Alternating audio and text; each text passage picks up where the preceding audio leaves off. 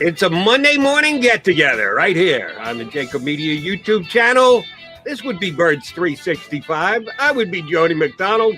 He would be my partner, John McMullen. How are you, JM? Doing well, Jody. Excited to be back. Little Birds 365. It's off season for the Eagles now. Their last OTA Friday. Never off season for us. That's right. We're here with you each and every single day, 8 to 10 Eastern. We appreciate your jumping aboard. You jumped out onto the grass on Friday. How'd that go? When you and I last talked, you were getting in the car, exiting stage right, going down to the link. How'd your quality grass time go? Well, yeah, the best part was getting into Lincoln Financial Field. Obviously, we were there last year, but a little bit more of a buoyant environment, for lack of a better term, because people realize fans are going to be back, and there's a little bit more excitement I sense this year. Obviously, we were all locked up last year in the offseason, but nonetheless, you know, Jeffrey Lurie was out there, Howie Roseman, Catherine Raish, everybody's smiling. Nick Sirianni's doing all the competitive tetherball things, backpedal races, you name it. It's like a carnival, Jody. Carnival. You need to give the Eagle fans out there some details on these tetherball competition. I don't even know what you would call them other than competitions. Tests that he put his players through, certainly in a practice. And you could see, we're assuming he did them in other ones as well. He really is holding strong to this competition is everything stance, isn't Nick Sirianni? Yeah, by the way, and I continue to say this, Jody, when is this guy going to win something? On Friday, you got beat again? You by your boy, Greg Ward, a three-point shooting contest. He loses to Greg Ward. He keeps us waiting because he's losing a three-point contest to Greg Ward. Now, I joke, but look, he's creating, and I give him credit. Everybody does seem enthused.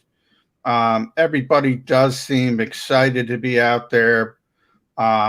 And, you know, that's part of a head coach's job in this league is managing personalities, sure, getting everybody on the same page, getting everybody in a positive framework, positive mindset. So I give all of that credit. I give him credit for all of that.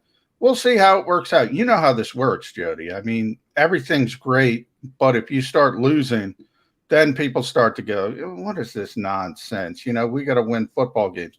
On the other hand, if you start winning, you're a genius. You're an absolute genius for keeping everybody on the same page, for keeping everybody positive, for keeping everybody entertained, because football practice is boring. I say it all the time. It's boring. It's incredibly boring.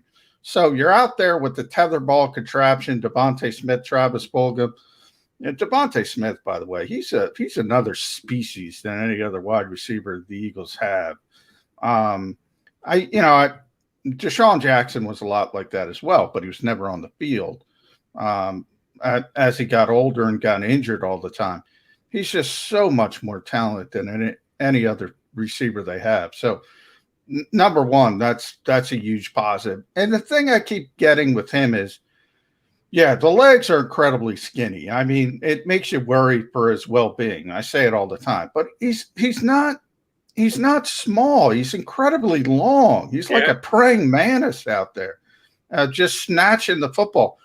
And everybody can go to the JAKIB Media YouTube page. I put up some practice videos, and you can see Travis and Devontae having their tetherball competition. You can see Devontae making it harder for himself. By the way, he's throwing the football over his head, so it snaps back over his head. Meanwhile, Travis Fulgham's just throwing it straight so it comes into his chest. You know, the guy knows he's better than everybody else, so he's making it more difficult for himself. So there's a lot of positives, but boy, I got to tell you, Jody, and I'm talking about Nick Sirianni, this is either going to be the biggest home run in the world or the biggest you-know-what in the world.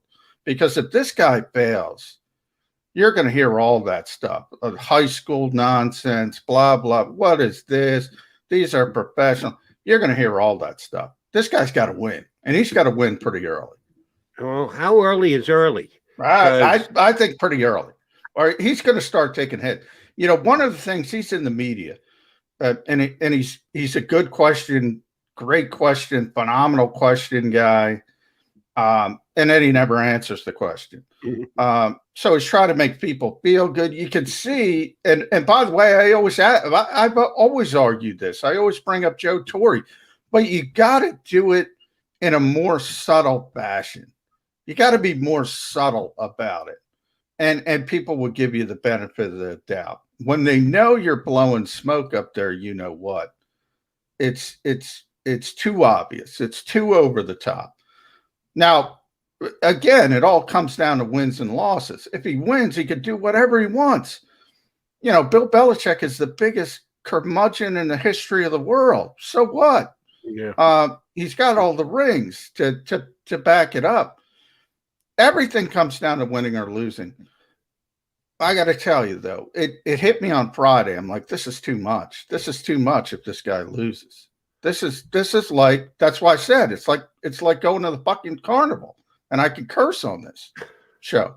It's like going to the carnival.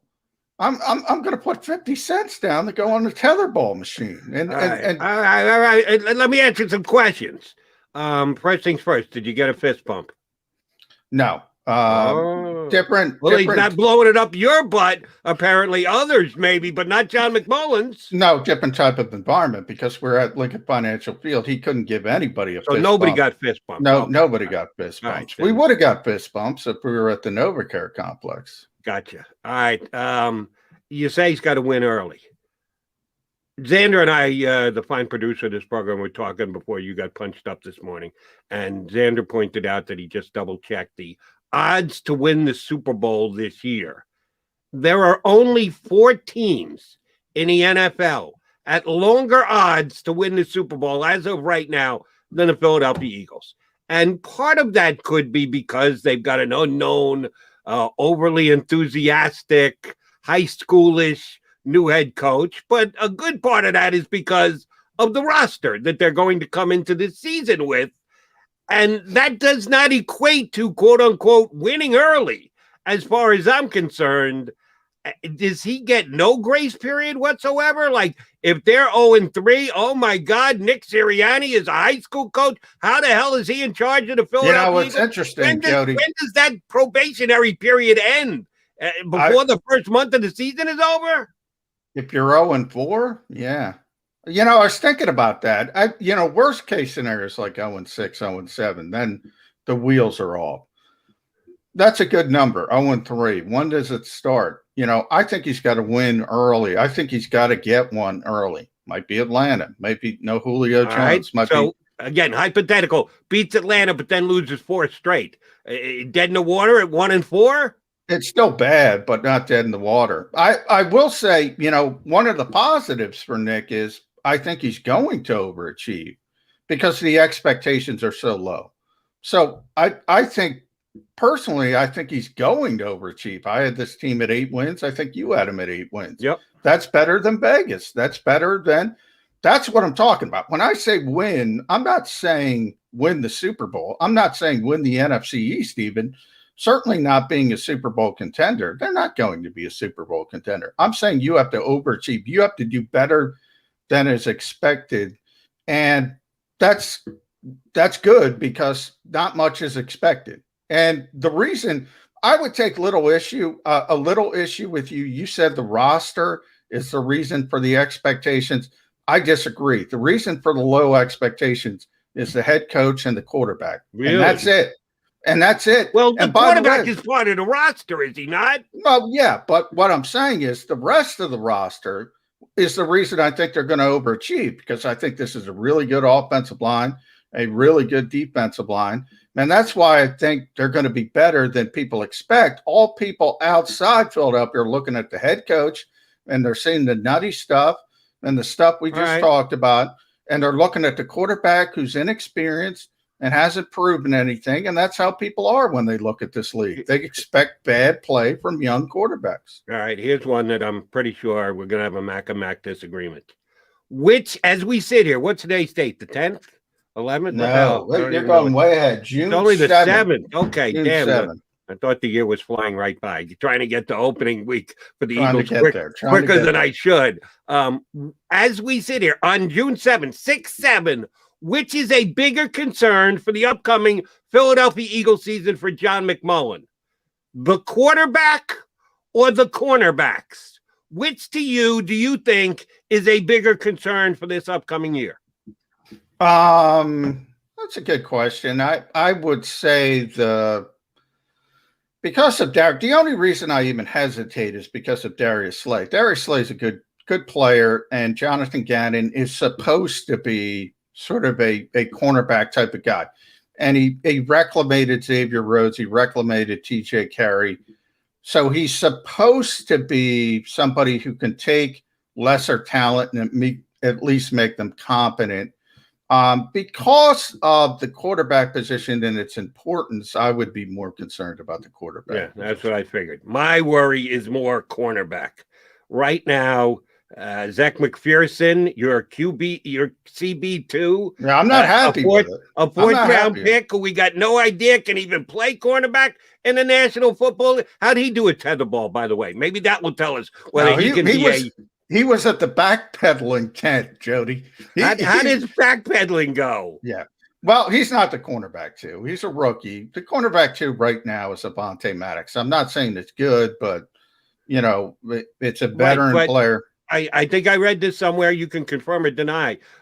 When they put their quote-unquote teams out there, and they did very little of it, it was Avonte Maddox in the slot. Yeah. And Michael Jacquet outside as a CB2 as of right now. So I don't know that Avonte Maddox is CB2 if they what they probably were doing, rightfully thinking it, he's better in the slot. He is better. What they were doing, though, is in base defense, which is not base anymore. It's sub-package. But when they're in a 4-3, Slay and Maddox are the corners. When they go to nickel, Maddox kicks inside, Jacquet comes in. So the two corners... Which is how much, and you can either quote numbers from last year or project for me, how often are they in nickel? 65% of the time? About 65, yeah. The base package is now 35%? If that. My only point is Avonte's the cornerback too, because he's the one on the field that's going to be on the field 100% of the time. That's true too. That's my only point with that. So they'll start him outside, they'll kick him inside, and sub package is no longer sub package. That's one of my pet peeves. Nickel should be base, 4-3 should be the sub package. But nonetheless, you get my point. One guy's going to be on the field all the time, the other guy isn't. Yeah, that stinks. I still say today, if you were going to ask me who's going to be the second outside corner or that third corner, if you're going to move Avonte Maddox inside, I think he's still not on the roster. I think I think that's still to come. All right, but along those lines, one of the individuals who could have been considered as a possible CB2 for this team decided to join the Minnesota Vikings over the weekend. Former Chief Rashad Breeland, Super Bowl champion cornerback, inked a free agent deal with the Vikings. The best I can get on, maybe you've got better than me, details on the contract are up to $4 million, which, again, you don't really know what the exact numbers are. The deal that the Eagles did with Ryan Kerrigan was up to $3.5 million, but we found out the base was only $1 million and change with incentives, probably achievable incentive, but incentive just the same, so it doesn't count against the cap just yet. Breeland signed what seemed to me to be a reasonable deal. The Eagles, I don't know how close they weren't signing him, but they didn't sign him. Another legitimate starting cornerback comes off the board this weekend. You just mentioned you believe CB2 is not in Eagles camp yet. Well, when's he getting here, J-Mac? When is Howie Roseman going to make that happen? It could be August, as we said. He continues to make that Ronald Darby comparison, which they picked up him in August. But look, Jody, it's a bad position outside of Darius Slay. We all know it. They know it. They're going to talk up the players that are here because what good is throwing them under the bus? Breeland's an interesting guy because, look, he started on a really good football team. Won a Super Bowl, went back to another Super Bowl. For whatever reason, I never heard his name mentioned with the Eagles.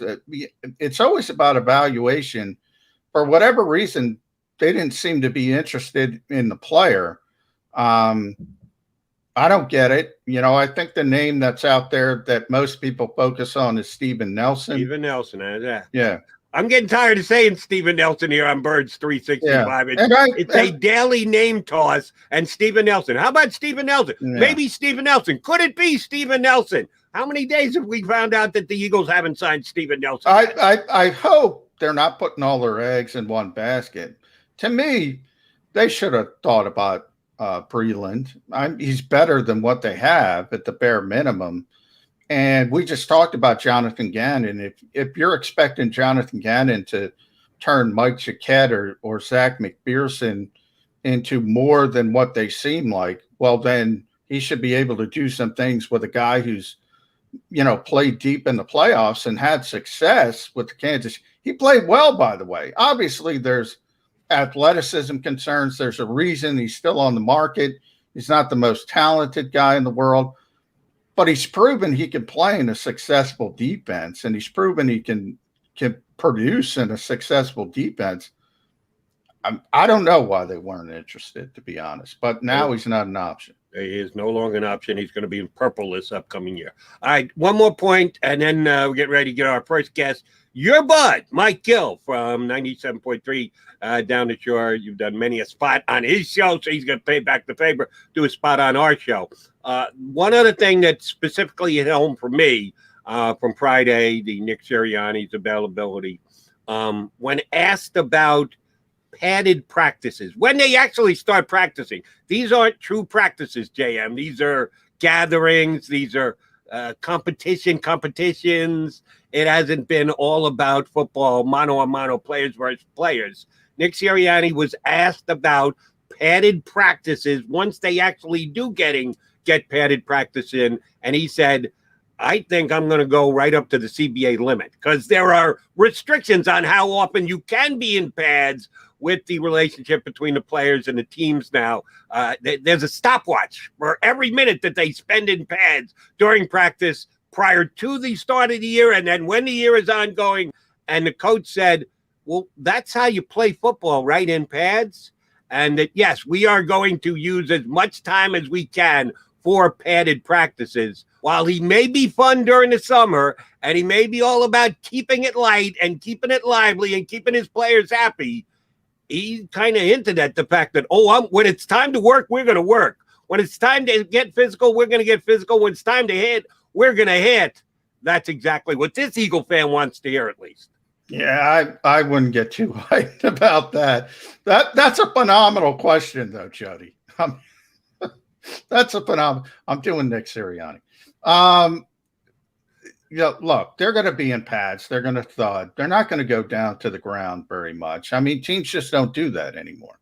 So if you're looking for live periods, Doug Peterson maybe did 2 a summer when they were out there, sometimes 3. That was astronomical when you compared it to around to the rest of the league. And obviously he learned from Andy Reid, so you can understand. I mean, that's not Nick Sirianni. That's not. I mean, is it going to be better than Chip Kelly? Yeah, probably. Is it going to be as physical as Doug Peterson? Probably not. It's going to be somewhere in the middle. And if you're looking for live periods at practice, if you get 1 or 2, I'd be surprised. There'll be some thuds. You're raining on my parade. He said he's going to be in pads as much as he possibly can. Well, being in pads and having live periods or something. Chip Kelly had guys in pads. You want guys in pads just to get them used. We're talking about live periods. We're talking about hitting. That doesn't exist in the NFL anymore. Again, Doug Peterson did 2 or 3 an entire summer of live periods, and they were really short, by the way. Maybe goal line for a couple minutes, maybe coming off the goal line for a couple minutes, and that was it.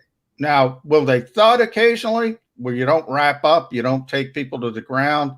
That's what Chip Kelly did on occasion. There'll be more in that direction. I'm hoping that it's at least what Doug Peterson did. You told me you don't even think it's going to be as much as what Doug Peterson did. I'm hoping for at least that. And you're right. It's comparison to everyone else in the league. You can't compare it to what it used to be. I could trot out Dick Vermeil in 2-a-days, and we know that's never happening again in the National Football League. So you have to keep it in the context of comparing to every other team in the NFL. There are 31 other teams, Coach Sirianni. You want to be the most physical. You're hearing it from your buddy, the Mac Man. And you don't even have to tell me. That's an outstanding question. Phenomenal question, Joe. Don't need any smoke blowing up this guy's rear end. All right, we'll blow smoke up our first guest when he comes on with us because he was good enough to get up and hop aboard with us early on. It is Mike Gill from 97.3 ESPN Radio down the shore. He's going to jump aboard next here on Birds 365. I get scared sometimes. Of a lot of things. Joining in. Decisions. The dark. The dark. But I once heard someone say, But as I always say, it's okay to be afraid. as long as you face the fear. And keep moving forward. Wherever you are in life, count on the name trusted in insurance for over 80 years. Independence Blue Cross. The savoring taste of a good bag of beef jerky is so enjoyable at any time of the day, as long as you can find it. Here's what we suggest. Pure Bull Beef Jerky is our answer, and soon it will be yours. Locally produced in the Philadelphia region, this high-quality, healthy protein snack is easy to secure. Go to steersnacks.com, and you'll see hot garlic, tropical heat, Pure Bull dry rub, and our favorite, Huck and Fod. What's that? Huck and Fod. Go now to steersnacks.com. Welcome to the Wildwoods, the perfect place where you can safely do everything or nothing at all. Catch a wave, take a nap, go for a drive, grab a bite. It's your vacation, and we're doing everything we can to make it a safe one. The Wildwoods. Your vacation, your way. The International Brotherhood of Electrical Workers, Local Union 98, is a proud sponsor of The Labor Show with J. Doc and Krause every Saturday night from 6 to 8 p.m. IBEW Local 98's highly trained and superbly skilled electricians are the best in the business, setting the highest safety standards in the electrical industry. So when you're planning your next industrial, commercial, or residential project, choose an IBEW Local 98 union contractor. Learn more at ibew98.org.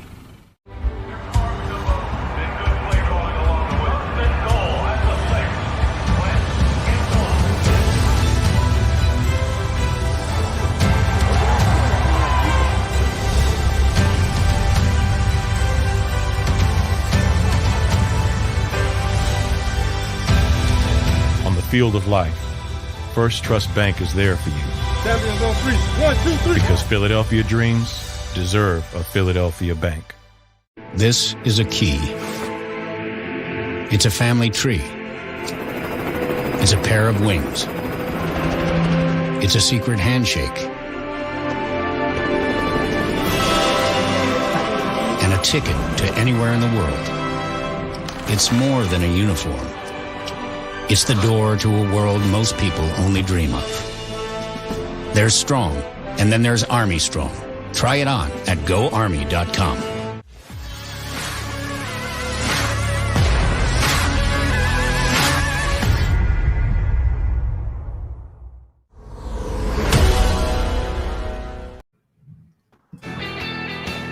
We got a Monday get-together here on Birds 365. We would be Mac and Mac. Jody Mack and Johnny Mack. Our two guests today are Mike and Mike. We got Mac and Mac and Mike and Mike. A little later, Mike Tannenbaum scheduled to join us, former GM of both the Dolphins and the Jets. Right now, we've got our buddy from down the shore, Mike Gill, looking good. Where are you broadcasting from right now, Mike Gill? I am on my back porch. Living a life down the shore, Mike Gill. Drinking coffee on the back porch. That's what, John, you sent me that email last night, and I was watching Moneyball like you, I believe. And I woke up this morning to get my coffee at 7 o'clock and said, I got to help my buddies out. Appreciate it, Mike. And by the way, I tried to text you. So it bounced back. Did you get a new number? We're doing business on the air right here. I For did some not. reason it didn't go through. I did not get a new number, but I'll have to check to see if something's up with my phone. I don't know. There's been some cell phone problems down here all weekend. Little inside baseball, doing business on the show, Jody. But let's Moneyball, Logan Paul. That's the reason why. By the way, if you're the lowest common denominator and you're buying Logan Paul versus Floyd Mayweather, don't complain when it turns out to be nothing. Mike Gill and I are watching Moneyball for the 7,000th time, and it was a better time. Actually, John, I tuned in a little to Brutus the Barber Beefcake and Greg Valentine's Greatest Lost Treasures. A&E does that. That's a good show. That's those Sunday nights. Yeah, that's a very good show. All right, Eagles stop, Mike. Let's get it in that direction. Nick Sirianni, final OTAs. You see mandatory minicamps in some cities around the country starting this week. Will be Tuesday in some NFL cities. Do you think the Eagles acquiesced a little bit too early on that aspect? From my perspective, you need mandatory work with a new head coach, a new coaching staff, and all those types of things. Yeah, that's interesting because I was talking last week about, and not even thinking about what you're saying is this whole Zach Ertz thing and whether he would show up to the mandatories or not and take the fine. I guess we're not going to find that out because if they don't have to make him come, if they decided against this, we're not going to find out how serious he is about the contract situation. And I agree with you. Like, I would think that you want to see the mandatories there to see who's focused, who wants to be here, who has, that focus of, a couple of years ago, what was it when Kerry Williams went out to get the sconces and everybody went bananas because, but you found out kind of early that he was just an average guy. And you want to see who your guys are, the new coach, what kind of grasp of this team does he have? Because it seems that he's got a pretty good grasp of the team. He's very rah-rah, and his people, he's kind of invigorated what has been a pretty apathetic fan base over the last couple of months. And I feel like even though the team seemingly doesn't have a lot of expectations, all of a sudden out of nowhere, it's almost like, well, they just get Steve Nelson. This team can make a deep run. It's like, all right, calm down a little bit. But I think the mandatories would have been interesting for a couple of reasons to see who's following this coach, who's got his back. And the whole Zach Ertz thing, I think, would have been very interesting to see if he showed up. All right, let's go to Zach Ertz. Since that Julio Jones guy got traded this week, I know it's not official yet, but it's going to get done. That means that Zach Ertz is probably as viable a candidate, a guy who's had a career resume that's pretty damn good, who we know is available by trade in the NFL right now. Does this open up the possibilities anymore? Does it change Zach Ertz's expiration date in Philadelphia at all because the Julio Jones trade is now official done and he's heading to Tennessee? That's interesting because I don't know that the Falcons got what they thought for Julio Jones, right? They got a second-round pick. I think they wanted a first-round pick. They couldn't get one. If they would have got one, he probably would have been traded by then. So the Eagles are holding out for probably a third or a fourth. I would imagine that's not on the table. And there's been reports that, well, we're not just going to give him away. So what's the stare down here? Are you going to cut him and just let him walk for nothing? Are you going to take the lowest offer that you get up until the moment that you feel comfortable? Because I would imagine at this point, Julio Jones goes for a second-round pick. If I'm a GM of another team, I'm thinking, hey, Ertz is great. Jones is way better. I'll give you a sixth. How's that sound? That might be the best thing they get. Is Howie Roseman going to acquiesce to that? This one's a very interesting stare down that's about that because he doesn't like to lose trades too much, right? Where he just like, we'll give you the guy for the seventh. That doesn't seemingly happen. But at the same time, that's why these mandatories would have been so interesting. I don't see him playing and just showing up here, but I also don't see him being the type of guy that says, well, am I going to sit out the whole – is he going to hold out the whole year? I mean, there's a little triangle here that is certainly interesting. Roseman, can he get value? Does Zach Ertz blink? Do the Eagles blink?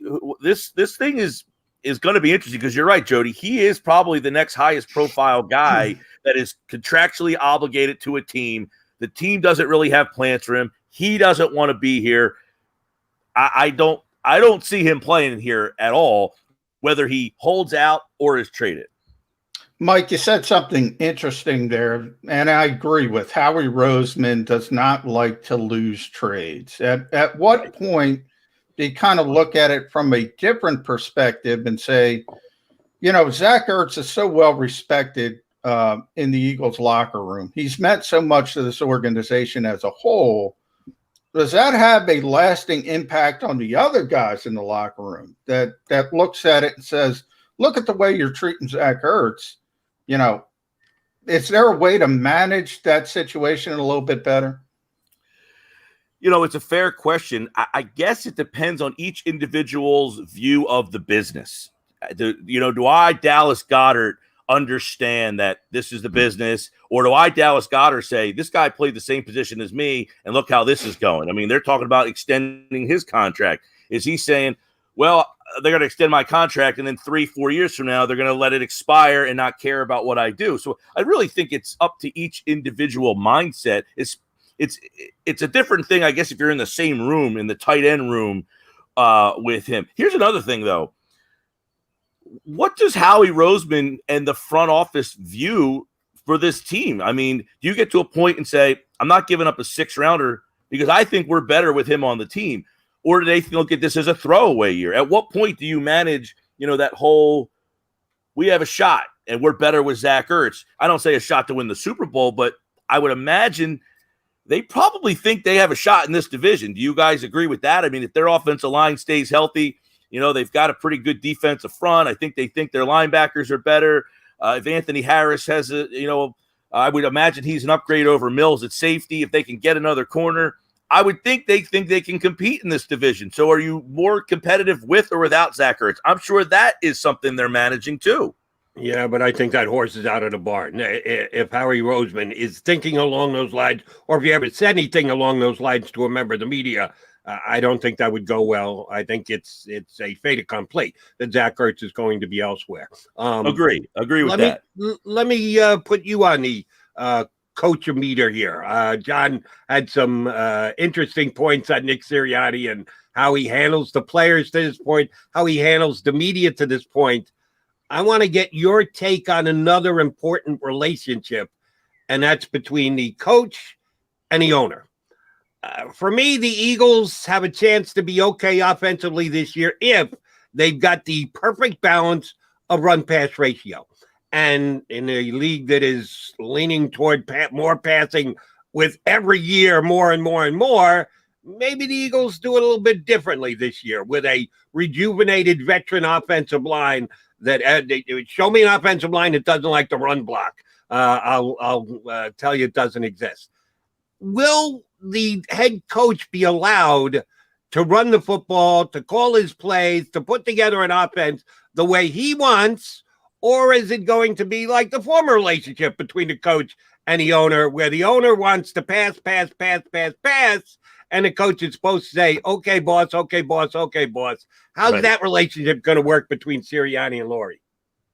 Yeah, that's a fascinating one, because I don't think anybody thought that Laurie had much of an impact on that situation. And we hear, hey, they won the game in Green Bay, and then he was mad that they won the game but ran the ball too much. So that was almost like this whole Laurie thing, and how much hand he has all of a sudden kind of grasp of this team has seemingly been a new revelation. I don't feel like anybody thought that he was some meddling owner. So why would we think, if all of a sudden he became a meddling owner, what, it just lasts a year and then he decided, I'm going to get out of this? So no, I think that him and Sirianni are going to meet probably pretty frequently, much like Peterson kind of said towards the end. And the fact that is, look, I brought you in and hired you because of the style that I was looking for. So if all of a sudden he turns into some ground and pound guy, I would be pretty surprised, because I'm sure that the interview process, he probably let it be known that that's not my philosophy, that I want to be able to kind of have a little bit more, or I don't want to say a run pass balance, but rely on the pass a little more. Otherwise, he probably wouldn't be here, right? Yeah. Yeah, I mean, Jeffrey Lurie, Mike, he wasn't happy after the Eagles won the Super Bowl. He was not happy after the Eagles won Super Bowl 52. Different reason, because they gave up so many yards, But that's the reason Jim Sports was unhappy, because he was hearing it from the owner after they raised the Lombardi Trophy. So, I mean, it is a guy who is very involved. And by the way, for the most part, I think that's great, because when you have an owner who's involved, you have an owner who cares, and the worst kind of owner is the apathetic owner. However, you know, when it's a big decision, head coach, quarterback, that's fine. But when you're in the weeds and you have an owner saying, oh, the assistant wide receiver coach isn't good enough, the guy who runs the water isn't good enough out to the field, then it becomes a bit of an issue. And that's where I think we are. Where's Jeffrey Lurie going to be on that tightrope? And it's going to define sort of Nick Sirianni, what he's going to be as a head coach in this league. Yeah, and, you know, the interesting thing is, like, Sirianni comes here. He's pretty much an unknown. He's not on anybody's radar. And I feel like this is kind of the pattern that the Eagles have followed. Andy Reid was on nobody's radar. They find him. He works out. Chip Kelly, for the most part, I mean, he was a very high-profile college coach. Nobody seemingly could get him.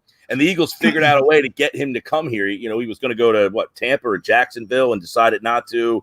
Everybody was kind Cleveland. But somewhere, and everybody was kind of fighting for him. They figured out a way to get him. And then Peterson, was Doug Peterson getting an interview with anybody else? No. I mean, So I don't know how and where these guys land on the radar. So you got to give them some credit for uncovering and finding some of these guys that nobody else. Andy Reid is now the Andy Reid that we know, but he may have never gotten an opportunity had Jeffrey Lurie not kind of buck the trend to say, hey, I'm going to give a quarterback coach the head coaching job. So for that element of Sirianni's inexperience and how young he is, I'll at least give him that benefit of the doubt that they have uncovered guys that had not been on anybody's radar. The one guy who was on people's radar was Chip Kelly, and he didn't make it. So let them go back to the formula that they've used in the past, which is finding young guys before other teams kind of get their hands on them. And I think the defensive coordinator, Jonathan Gannon, might be down that same road, that teams are going to probably be calling him if this team has kind of a surprising year. All right, Mike Gill, I don't know what you were talking about with your listeners and your callers to your show leading up to this weekend, but we now know Julio Jones is not going to be an Atlanta Falcon, which from at least a minimal perspective, that's good news for the Eagles because he won't be in the Falcon lineup week one when the season gets underway. But I know that some people were hoping that the Eagles got involved in those conversations. Never a big deal gets by without Howie Roseman at least inquiring. I doubt the Eagles were very much in the picture and or a potential landing spot for Julio. It doesn't bother me that the Eagles didn't get him. Your situation is what it is. Their cap situation is they've got a lot of young wide receivers they want to give a shot to. I'm not bothered at all by the fact that the Eagles didn't put as good, if not a better, offer on the table for Julio Jones than the one the Falcons took. Are you put off by it? No. The only thing that would have been intriguing is for two reasons. But I agree, Jody. I mean, a 32 years old guy making the money that he's making, you know, it might work for the first year. You know, like the only intriguing thing is, hey, Alabama, veteran superstar receiver, get him around Devonta Smith, get him around Jalen Reagor, get him in a very young room. That this one thing you got to say about Sirianni is there's a picture that somebody tweeted out, and it's a picture of him and J.J. Arcega-Whiteside, just the two of them standing together. And I'm thinking, man, if this guy can get something out of him, he would be what a wizard project that would be. But that would be the only thing for Jones, is to get a veteran guy in this Greg Ward is the veteran, and the guy was playing quarterback 4 years ago, for God's sake. So they don't have a guy in that room that can stand up and be like, look, guys, you know, so that would have been intriguing. The other thing that I had talked about on my show, guys, was if Roseman makes that trade, isn't the message we think we're good enough? Look at last offseason. Look at the moves they made last offseason. If you remember the Vegas lines, the over-under was like 10. I mean, people thought this team was going to be really good. It's not much different, right? I mean, it's not a much different roster than the one they had a year ago. What happened last year? The team was decimated, and the quarterback did not play very well. So I go back to, is there a small part? Now, John, you've mentioned this with me on my show many times. Roseman, the Eagles are always going to be linked to the biggest names because Roseman's always doing his due diligence and making the calls. But did he make the call to the Falcons because he thought they had a chance? Because he thinks if I can get that guy here, we're better than people think we are. I feel like that is a very interesting kind of story that leads up to training camp if they continue to add to this roster. If they stay the way they are right now, which I can't imagine. I mean, what are you guys? Are you going to play corner? Because who they got right now is the equivalent, right? I mean, they need help bad over there. But if they get one, I think that all of a sudden the excitement gets a little different. So the whole Julio Jones thing, I think it wasn't really a great fit right now, other than locker room. He would have been a good player, right? Devonta Smith on one side, Smith on the other. I guess they play Rieger in the slot. You got Dallas Goedert. All of a sudden, your offense looks pretty darn good. But I think the messaging there would have been the interesting part. We think we're pretty good.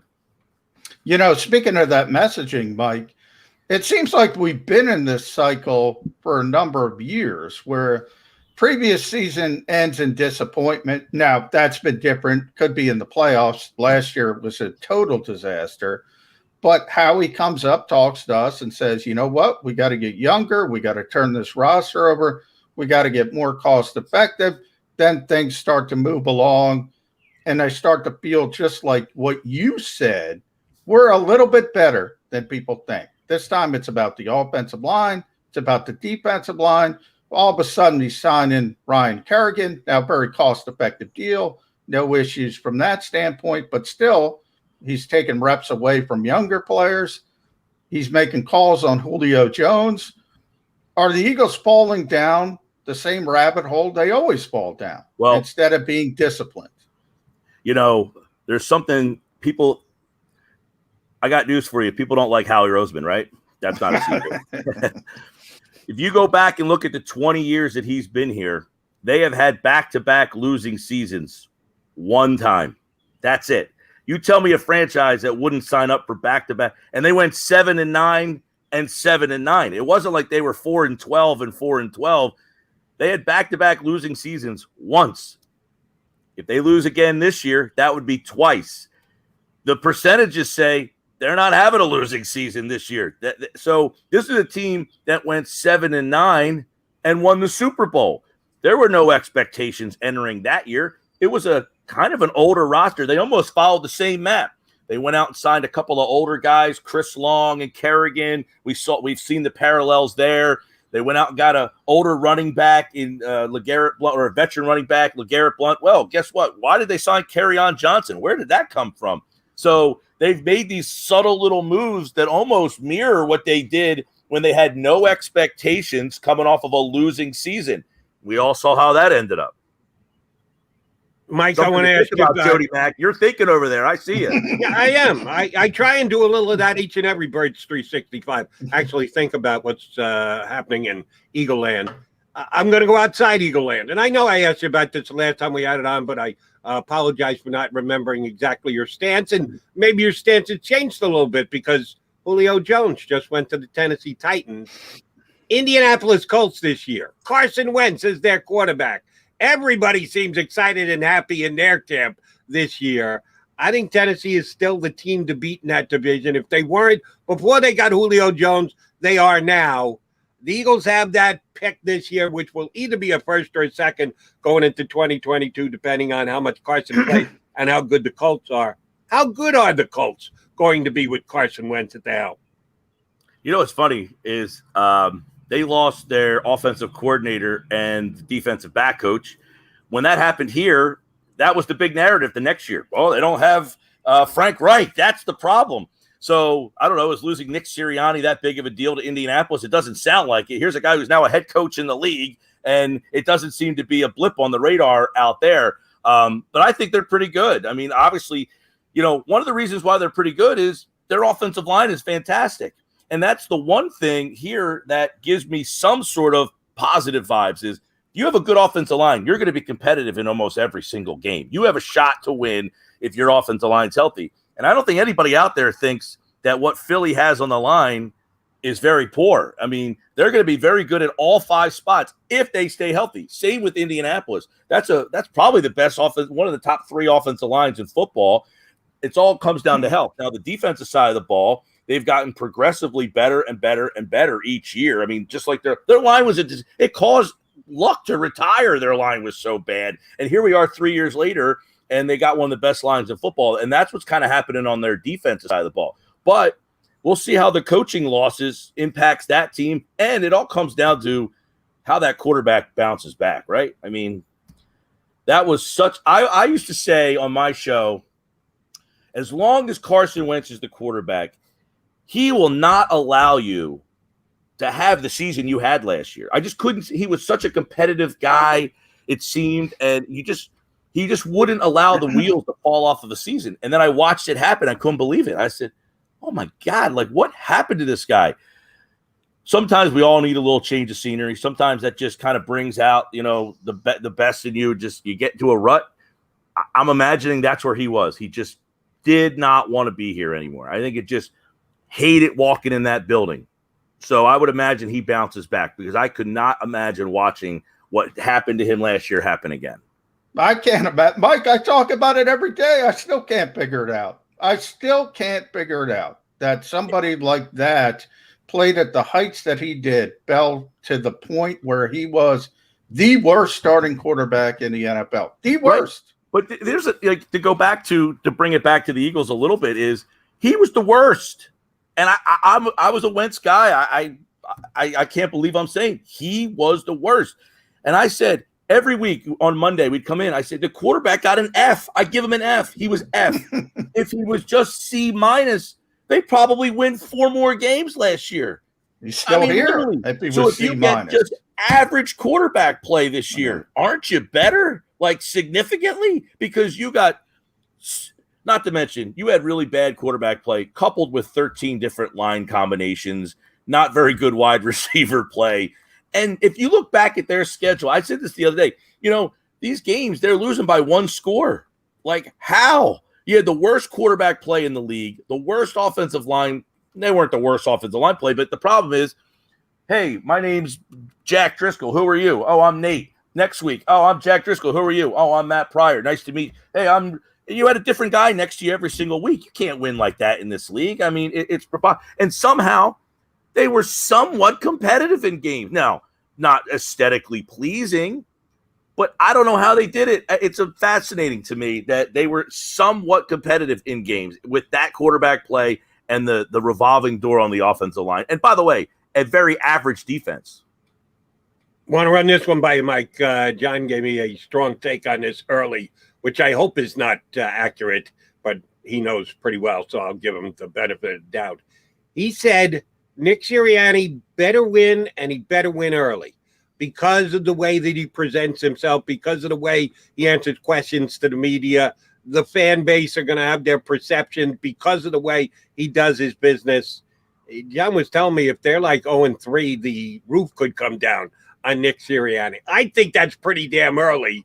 I think the Eagles roster, yes, if Brandon Brooks is back and he's Brandon Brooks, they'll be better. If Lane Johnson can play 14 out of 17 games rather than 7 out of 16, yeah, they'll be better.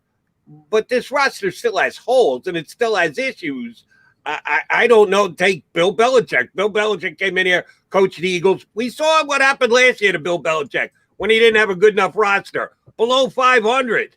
So I don't know that this is on the head coach as much as it is on the talent on his team. How quickly could it go really bad for Nick Sirianni, in your opinion? Oh, see, I disagree with you, John. I think if this team's 0-3, 0-4, I mean, you think the visceral for Roseman's bad now. I can't imagine. These people are going to literally be standing outside that building wanting him gone. I mean, I cannot think of a more hated figure I've been doing my show. Yeah. I've been doing my show, I guess, since 2005. I can't think of a guy that comes close. The man won a Super Bowl, by the way, and is the most just disliked person I've ever come across. I can't even think of a number 2. If you said, who's number 2 to Roseman in this town, I can't think of one. I mean, it might be me for criticizing Nick Sirianni, but I want to frame it. I understand your point, though, is that there's excitement because they like this young coach and that, but don't you think that it all deflects back to Roseman, man? No, here's why I say it, Mike, because you and I were watching the same thing last night, Moneyball. Think about that movie, Howie loves that movie, so I'll bring it back to Moneyball. What is the definition? Obviously, it's Hollywood, everything about. But when you do something different and it doesn't work, people just lose their minds. So you have to be better. So when you're playing the carnival games, when you're playing tetherball out there, when you're having backpedaling races, when you got the carnival barkers saying, "Here we go," you're doing things in a different way. And then you're up on the podium and you're saying, "That's a great question, Mike Gill. That's a phenomenal question, Mike Gill." And then you don't answer the question, people figure it out pretty quickly. I'm saying because of the style, because he's doing things differently. If different doesn't work, it's worse than status quo not working. Would you agree with that standpoint? Yeah, I see what you're saying about, that he's got everybody on his side right now. Hey, get on my side. I'm going to say everything to get you excited. We're all jazzed up. And then the second doesn't go well, it almost turns into the Andy Reid, we need to do a better job, when people are like, all right, I've had enough of that. Andy didn't win right away. It was kind of a different time, though. I mean, the team has now established itself as, I don't know, one of the premier franchise. I hate this. I don't want to use the word gold standard, but they haven't had very many losing seasons in 25 years. This team is consistently competitive. So I think Sirianni's in a different spot than where, but by the way, Mike, by the way, I said overachieve. I don't mean win the division, win the Super Bowl. And I think that's a good point for him because the expectations are so low. But he's going to have to overachieve. If he's 0-4, 0-5, 0-6, you're going to hear this high school, rah-rah, this guy's overmatched. It's going to be bad. Yeah, now what's the number? Like, is it 0-5, 6? Yeah, that's difficult. I don't think it's 0-3, 0-4. I think you start to hear it. I think you start to say, this guy's overmatched. This guy's a high school coach. This guy's rah-rah, all that kind of stuff. Well, might be unfair. Guys, I think you're going to hear it. It's like, last year that there was high expectations. Well, what happened was you relied on older guys and they broke down. If Deshaun Jackson plays last year, they're probably pretty good. If Lane Johnson and Brandon Brooks don't get hurt, Steve's probably pretty good. But you relied on older guys. That's where the rub kind of came in. It wasn't that they had bad talent. It was that you put faith in guys that just couldn't produce anymore at the level that you expected them to. And that's when a season comes crashing down. Are they in a similar mold here right now where it goes back to the GM? Hey, you put this team on the field and thought that Lane Johnson was going to get through a season. You thought a guy with 2 torn Achilles was going to get. Now, I don't have any problem with Brooks. I think he looks like he's in fun. I loved his answer. Hey, last time I tore my Achilles, I was the best guy in football, period. So, hey, that's a great answer to me, but you got a lot of – and the other guy, Kelsey, he was the one guy that didn't get hurt last year. What are the percentage chances he makes it through the season this year? And last year he's always hurt. He just plays through it, Mike. He played with an injury last year that he probably normally wouldn't, but the whole rest of the line was hurt, so he gutted it out. So I think again, I see what you're saying, John, but I again go back to that guy is despised so much that more will go to him than would go to Sirianni. All right. So I got Gill on my side. That's a good thing. Last one for me. And John tells me that Nick Sirianni is a perpetual loser in all the competitions that he has. Oh, that's that anytime he gets involved in any competition, he always loses. So at some point before the season starts, somebody has to be a sacrificial lamb. Somebody actually has to lose to Nick Sirianni in some competition. What Eagle player is going to step up and say, Coach, I'll lose to you. I know you need this one, Coach. I'm ready to go into the tank. I'm ready to go all process and Sam Hinkie for you. I will intentionally lose to you. Who's going to be that Eagle player that will go down at the hands of Nick Sirianni? Well, if I knew who the punter was at this point, I would say he's got to be the obvious guy. But do they even have a punter on the roster at this point? Wow, come on. It's Aaron Cepas, Mike. Everybody knows that. What? Yeah. Wait. Yeah. Repeat that, please. Aaron Cepas. Yeah. Yes. See, only Birds 365 can get a Aaron Cepas mention on the program. That's hardcore football fans right there. Look, And by the way, we talk about specialists. Jake Elliott is the best at all these things. Unbelievable golfer, unbelievable basketball player, softball player.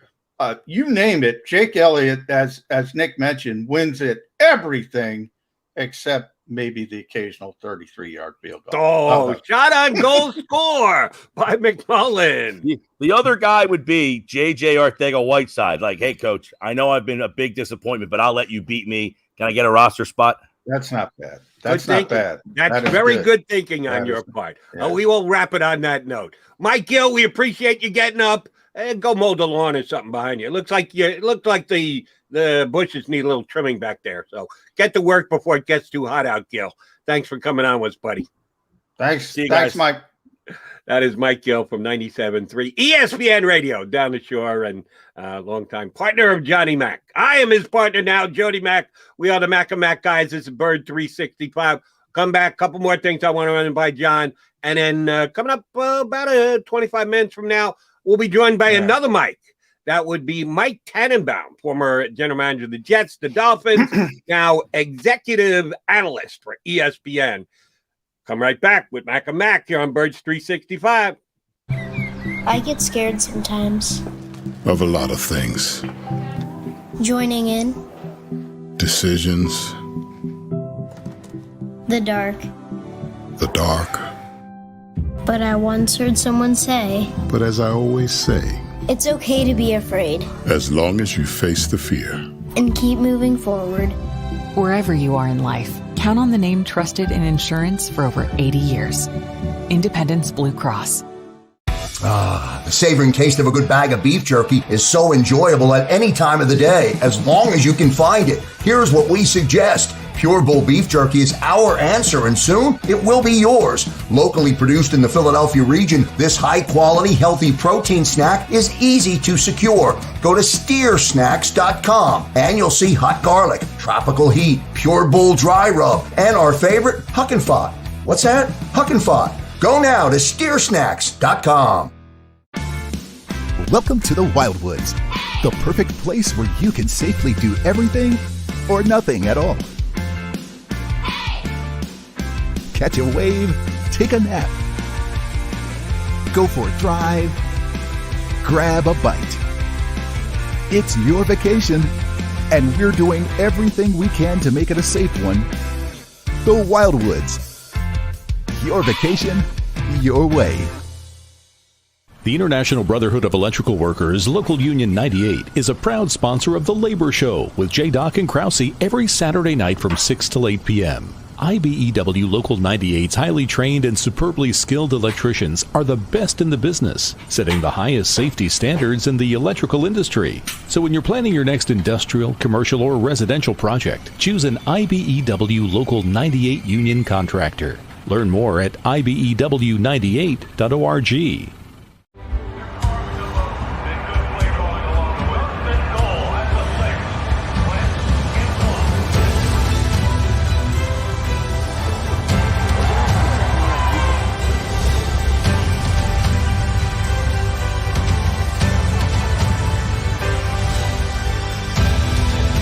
Field of life, First Trust Bank is there for you. Champions on three. 1, 2, 3. Because Philadelphia dreams deserve a Philadelphia bank. This is a key. It's a family tree. It's a pair of wings. It's a secret handshake. And a ticket to anywhere in the world. It's more than a uniform. It's the door to a world most people only dream of. There's Strong, and then there's Army Strong. Try it on at GoArmy.com.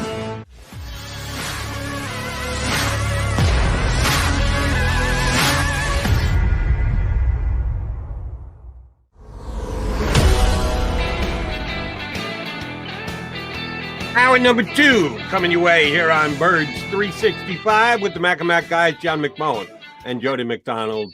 Looking forward to about 20 minutes now talking to Mike Tannenbaum, ex-general manager of the Jets and Dolphins, now NFL insider for ESPN on the executive side. Thank Mike Gill for coming on. Did a good job. Fun dude, good dude. Appreciate him joining us. By the way, Jody, real quick with Mike Tannenbaum, you're not going to rip him for the Jets because I want him to come on again. No. I want to make sure. And by the way, he also could be the reason Howie Roseman's in the NFL. So I'm a little concerned that people will turn on Mike after we talk Mike Gill. You can go down that that road with him, Johnny Mac. No, I thought Tannenbaum was an okay general manager for the Jets, like all Jets general managers before him. Eventually, you got to the point where, okay, this hasn't worked out, and you got to move on. Some more quickly than others. Tannenbaum stuck around for a good long period of time. They did have some success during Mike's run early on, Rex Ryan and the like. So, no, I got no issues with Tannenbaum. He and I will be perfectly fine on the air. No, I was just joking, but he's also run, part of that 33rd Team website. I want to mention that because the 33rdteam.com is one of the best new websites. It's called a football think tank. Joe Banner writes for it. Mike, all these former executives. I think they had a Doug Peterson piece recently. So they get some pretty high profile people on there. So I do want to direct everybody to the 33rdteam.com as well. Fair enough. And we'll do that with Tannenbaum coming up in less than 20 minutes from this now. You and I really haven't talked about Julio Jones. I brought it up with Mike Gill. He gets dealt over the weekend. I had heard from one of my sources that Arthur Blank was not going to pull the trigger on this deal until someone gave him a first-round draft pick, that they were going to hold tight to, if we got a second-round pick for Mohamed Sanu, how the hell can we only get a second-round pick for Julio Jones, who is that much better a player? Well, the size of Julio's contract is the reason why you didn't get a first-round pick, Mr. Blank. And apparently his general manager explained to him, listen, not happening. It's just not out there. And we don't want to hold on to Julio and have him not showing up. And we're fresh start team, new GM, new coach, new direction. We need to do this as make the best deal possible. They did, getting a second round plus.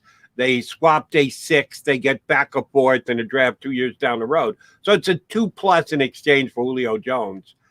I got no issues with the Eagles not getting involved. You made the point with Mike, and you've done it several times with me over the last few weeks. Well, are the Eagles trying to win this year, or are they trying to build?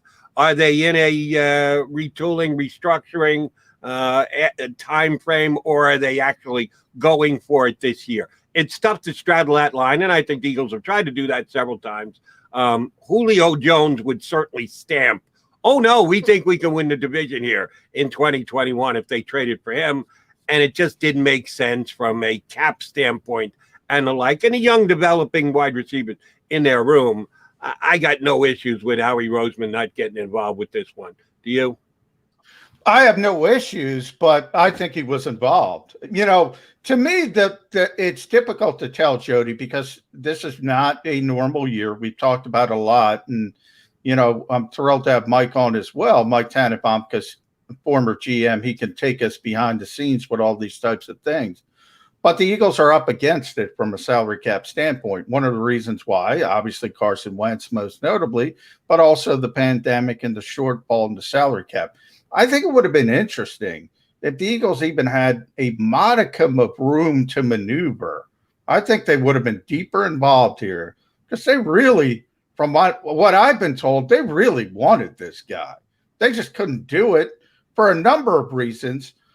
One, from their perspective, they just didn't have the room. They would have had to do 2-3 other things just to create the space and sign their draft picks and all that kind of stuff and bring in Steven Nelson, corner, whatever. They have a lot of moves they have to make still. So that is one part of it. And then Julio's part, I think at his stage, and rightfully so at 32, he wanted to go to a perceived contender. You can argue but Tennessee is certainly a playoff-worthy team. Whether you think they're legitimate or not is up for debate. I don't think he thought Philadelphia was relevant at the right time. So I don't think anything meshed, and I think that's a good thing for the Philadelphia Eagles. But they were interested, and if it were a normal year, that's what's most interesting to me, Jody. Would they have shown the discipline to stay away from Julio Jones? I argue they didn't. They wanted him. They didn't show that discipline. They just weren't able to get it done because of circumstance. Yeah, but it never hurts to ask. I got problems with Howie. Certainly our buddy Mike Gill's got problems with Howie. The fact that he always dips his toe into the water, I got no problems. As long as you don't act on it and make an irrational move or an overreaction move.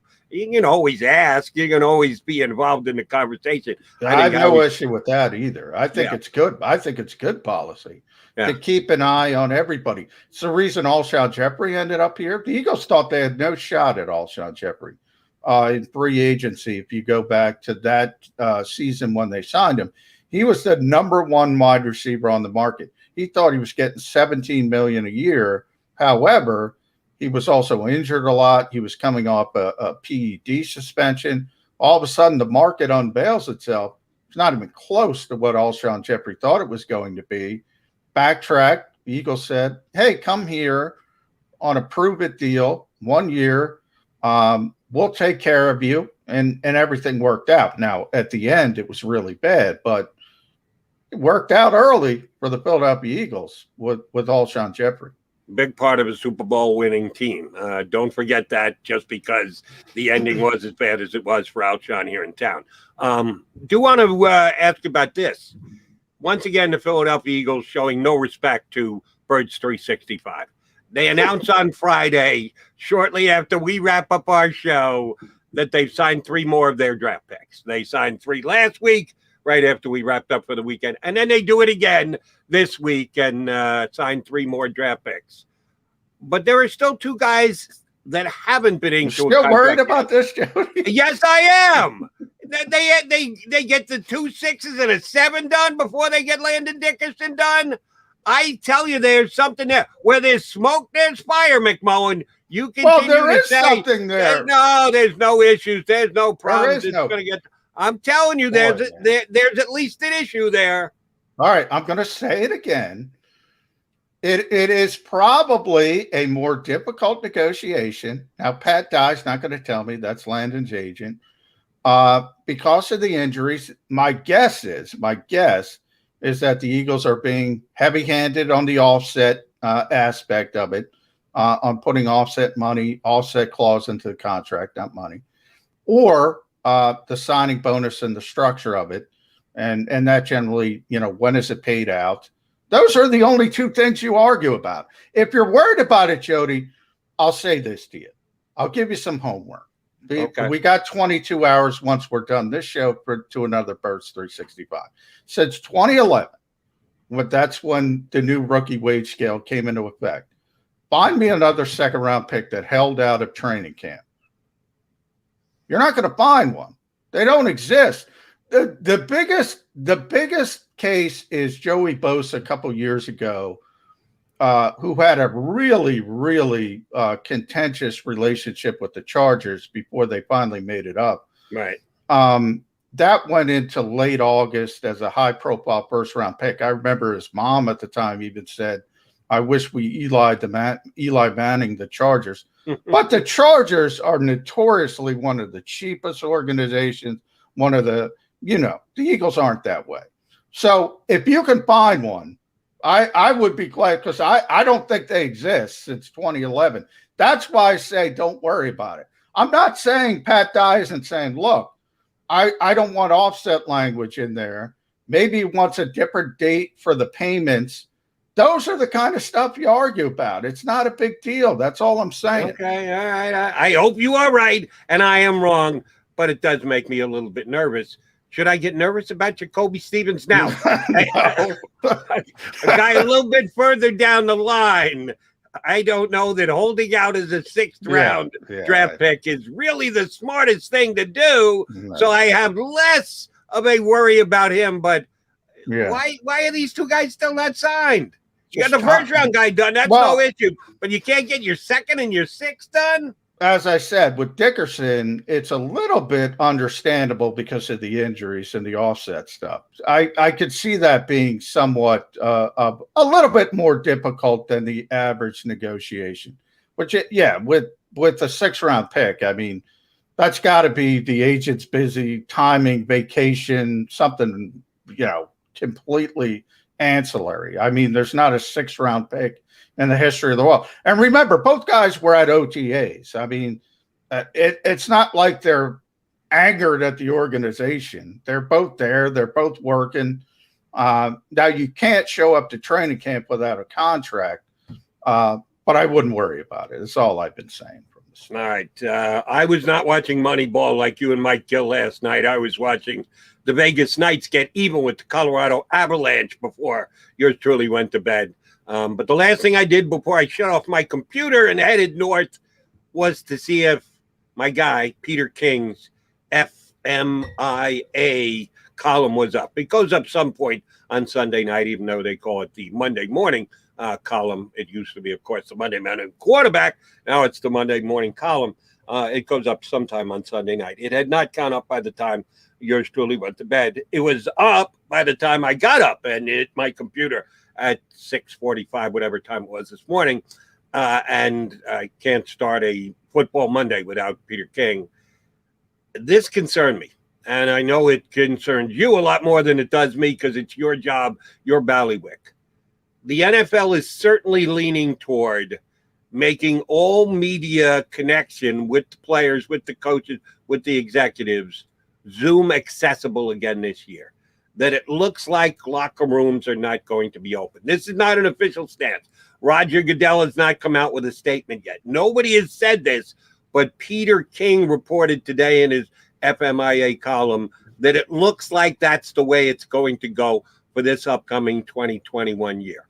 As we make progress against the virus on a daily basis in this country, in many ways, shapes, and forms, the NFL might be dragging its feet a little bit. That they don't necessarily see it saying, well, it's kind of like the players union. Hey, we were virtual all last year and the product was the best it ever was. So why should we show up at camps? Well, the NFL is going to turn around, even though they fought the union on that, the NFL is going to turn around and now try and give the media the same exact explanation. Hey, last year we had a great season with you guys just hopping on Zoom and talking to the players virtually. Why do we want to take a risk and put people at risk and have you guys in the locker room?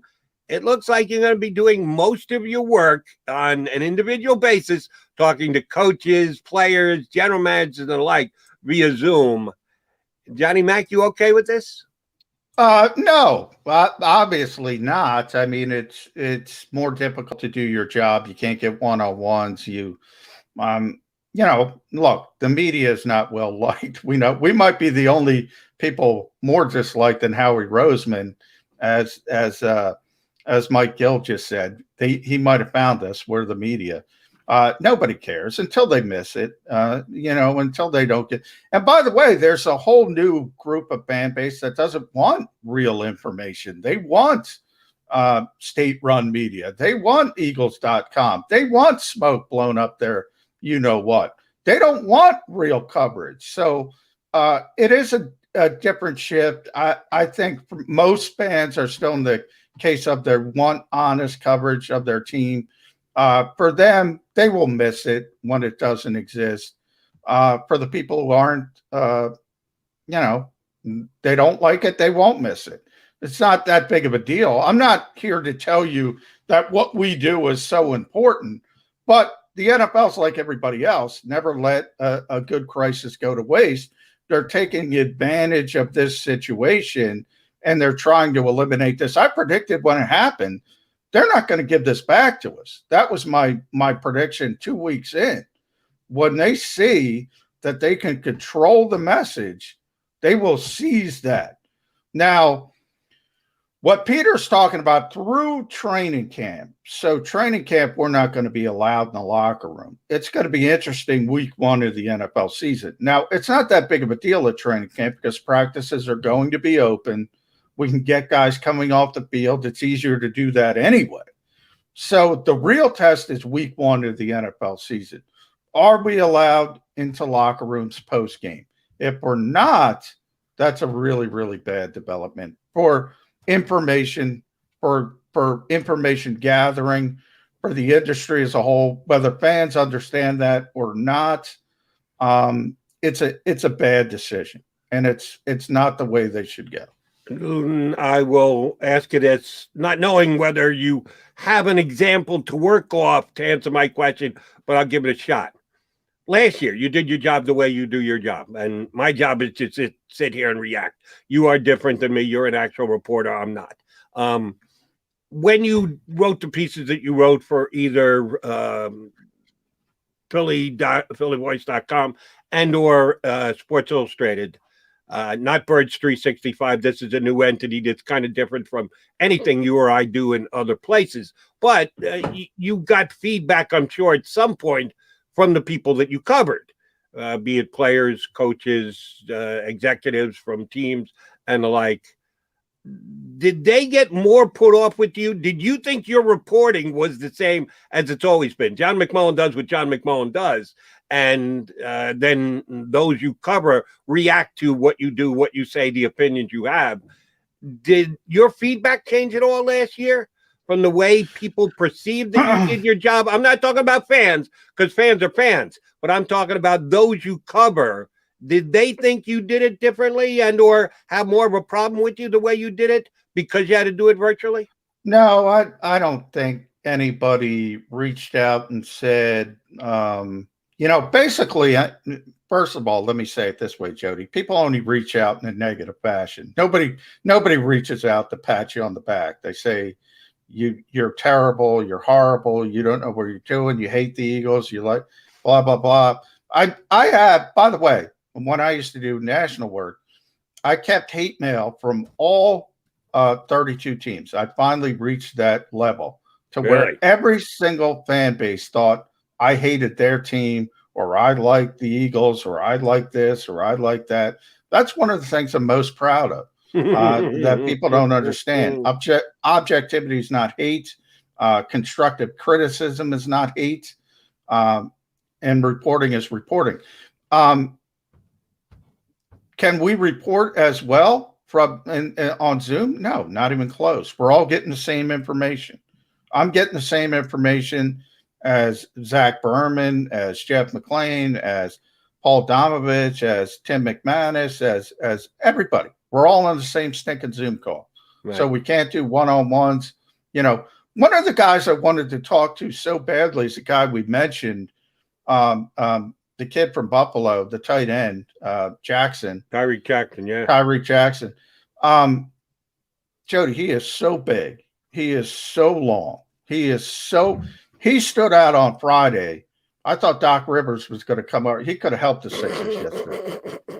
I thought he was such an interesting guy. I don't know if he's going to turn into a player. It's a huge leap to go from college quarterback to NFL tight end, but he looks like he could turn into an NFL tight end. Would be great to talk to him. I can't talk to him. I can't get to him. Nobody's going to ask for Tyreek Jackson on a Zoom when you only get 4 or 5 guys a week and you need big names, big players. That is the perfect wheelhouse of an OTA off-season story. Fans aren't getting it. Whether they realize it or not, they're not getting those stories. And the funny thing about it is, you who do this for a living, me, I just kind of drop in and drop opinions. I actually spoke to Tyreek Jackson. Our buddy Rick Saratella, who we had on leading up to the draft, gets tight with all these players before the combine, after the combine. And he actually set it up so that I could have Tyreek on my show when he was a draftable player coming out of Buffalo as a quarterback. So I actually talked to the guy. I had him on my show for 15 minutes.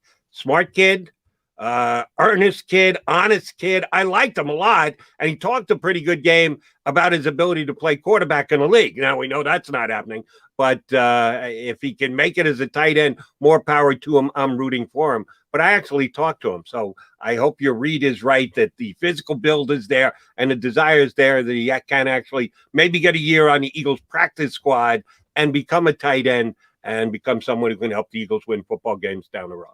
All right, we are the Mac and Mac guys. We'll take a timeout here, and then we are scheduled to be joined by Mike Tannenbaum, ex-executive in the league, Jets GM, Dolphins GM, now ESPN, executive insider for ESPN. We'll come back with Mike Tannenbaum next here on Birds 365. I get scared sometimes. Of a lot of things. Joining in. Decisions. The dark. The dark. But I once heard someone say, But as I always say, it's okay to be afraid. as long as you face the fear. And keep moving forward. Wherever you are in life, count on the name trusted in insurance for over 80 years. Independence Blue Cross. The savoring taste of a good bag of beef jerky is so enjoyable at any time of the day, as long as you can find it. Here's what we suggest. Pure Bull beef jerky is our answer, and soon it will be yours. Locally produced in the Philadelphia region, this high-quality, healthy protein snack is easy to secure. Go to steersnacks.com, and you'll see hot garlic, tropical heat, Pure Bull dry rub, and our favorite, Huck and Fod. What's that? Huck and Fod. Go now to steersnacks.com. Welcome to the Wildwoods, the perfect place where you can safely do everything or nothing at all. Catch a wave, take a nap, go for a drive, grab a bite. It's your vacation, and we're doing everything we can to make it a safe one. The Wildwoods. Your vacation, your way. The International Brotherhood of Electrical Workers, Local Union 98, is a proud sponsor of The Labor Show with J. and Krause every Saturday night from 6 till 8 p.m. IBEW Local 98's highly trained and superbly skilled electricians are the best in the business, setting the highest safety standards in the electrical industry. So when you're planning your next industrial, commercial, or residential project, choose an IBEW Local 98 union contractor. Learn more at ibew98.org.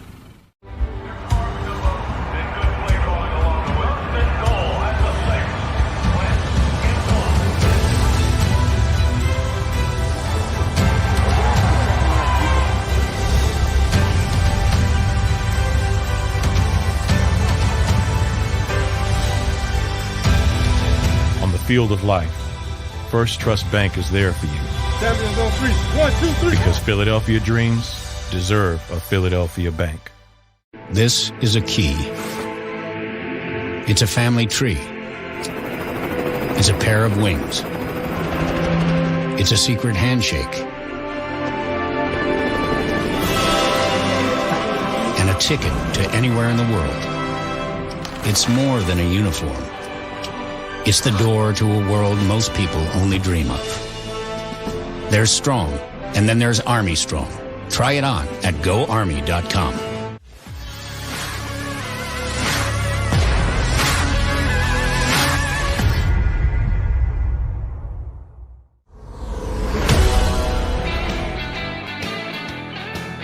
Mac and Mac guys here with you on Birds 365. Appreciate you dropping in. Look who's dropping in with us. Now, when I used to have my shows on up in New York, I used to call him Mr. T. He still doesn't have the prerequisite mullet that's right down the middle of the hair. But I will call him Mr. T just the same. Former Jets general manager, Dolphins general manager, contributor for ESPN, and now writer as well for the 33rdteam.com. Mike Tannenbaum joins us here on Birds 365. How are you, Mr. T? Good morning, guys. Great to be with you. How's it going? It's going well. I want you to thank you for joining the show, Mike. I guess we got to start with Julio Jones, since that's the biggest move in the NFL, expected in some degree. But as a former GM, I do want to get your thoughts on this whole sort of, I don't want to call it a theme in the league, but the mentality of a first ballot Hall of Fame player, but he's 32. The adage is you don't pay age in this league. Talk about the value, second round pick versus proven aging player, why that comes down from a potential first round pick. Yeah, it's a great question. Branch Rickey probably said it best back in the 1950s running the Dodgers in baseball, which is you rather trade a player too soon, too late. Great example of it was actually same team, same position. A couple of years ago, the Falcons traded Mohamed Sanu to the Patriots for a second-round pick, and I think that's one of those moves that Coach Belichick candidly probably would like to have back. You have to be really disciplined about when you pay a player or trade for a player that you want to make sure that you're paying them for what they're going to do, not for what they've done. I've made that mistake in the past. It's really easy to do that, considering what the brand name potentially is with Julio Jones, but he's a great player, but I believe he's only played a full season once in the last 3 years. And I think that's why at the end of the day, that's what the market was. And there's about $17 million in guaranteed money. And that's obviously a factor as well. Mike, I want to put you in the Falcons general manager's shoes leading up to what happened yesterday. You've got a lot of people in your ear when you're dealing with something like this. You've got the player who's making demands and saying, I don't want to be here anymore. You've got your coach who's deciding whether he thinks Julio Jones is going to help him win games. New coach, as a matter of fact, wants to make a good first impression. He'd probably like to keep the talented player around. You got the owner who's involved in Arthur Blank, very well reported. He thought they could get a first-round pick. Then you got the fan base telling you, here's exactly what we should do. Our Falcons need this. How do you keep all those ducks in a row? How do you make sure that you're doing what's best? Because you make that decision, not because everyone else is throwing an opinion on your way about how you're going to handle this player and this deal. Yeah, it's easy. Jody Mack, when you have the privilege of one of these jobs, it's a one-sentence job description. The way I viewed it was, you're the point guard of information. You sit between the head coach and the owner, and given all the complexities and certainly all the noise that you just enumerated, it's a great example of what that means, which is you get in the room with the head coach and the owner, say, all right, here's the deal. If we keep Julio Jones, here's what it looks like the next couple of years from a cap, cash, roster standpoint. If we have him, here's the 4 things we can't do. So when we're sitting here and we need another corner, our starting corner is our first-round pick in April of 2022. So it doesn't matter if Deacon Jones is available. Once we make the decision that we're keeping Julio Jones, here's what it's going to have to look like. And everything else is just noise. The bloggers, the fans, the media, if you could keep those 2 people on the same page, you have a chance. And I think that's one of the reasons we had a great run. When I look back in New York, being there for 16 years, try to simplify things, but be it if it was Rex Ryan, Eric Mangini, whoever the head coach was, but hey, can we stay on the same page, make the best decision for the franchise, and then move on? And I used to actually welcome the attention from this standpoint, guys.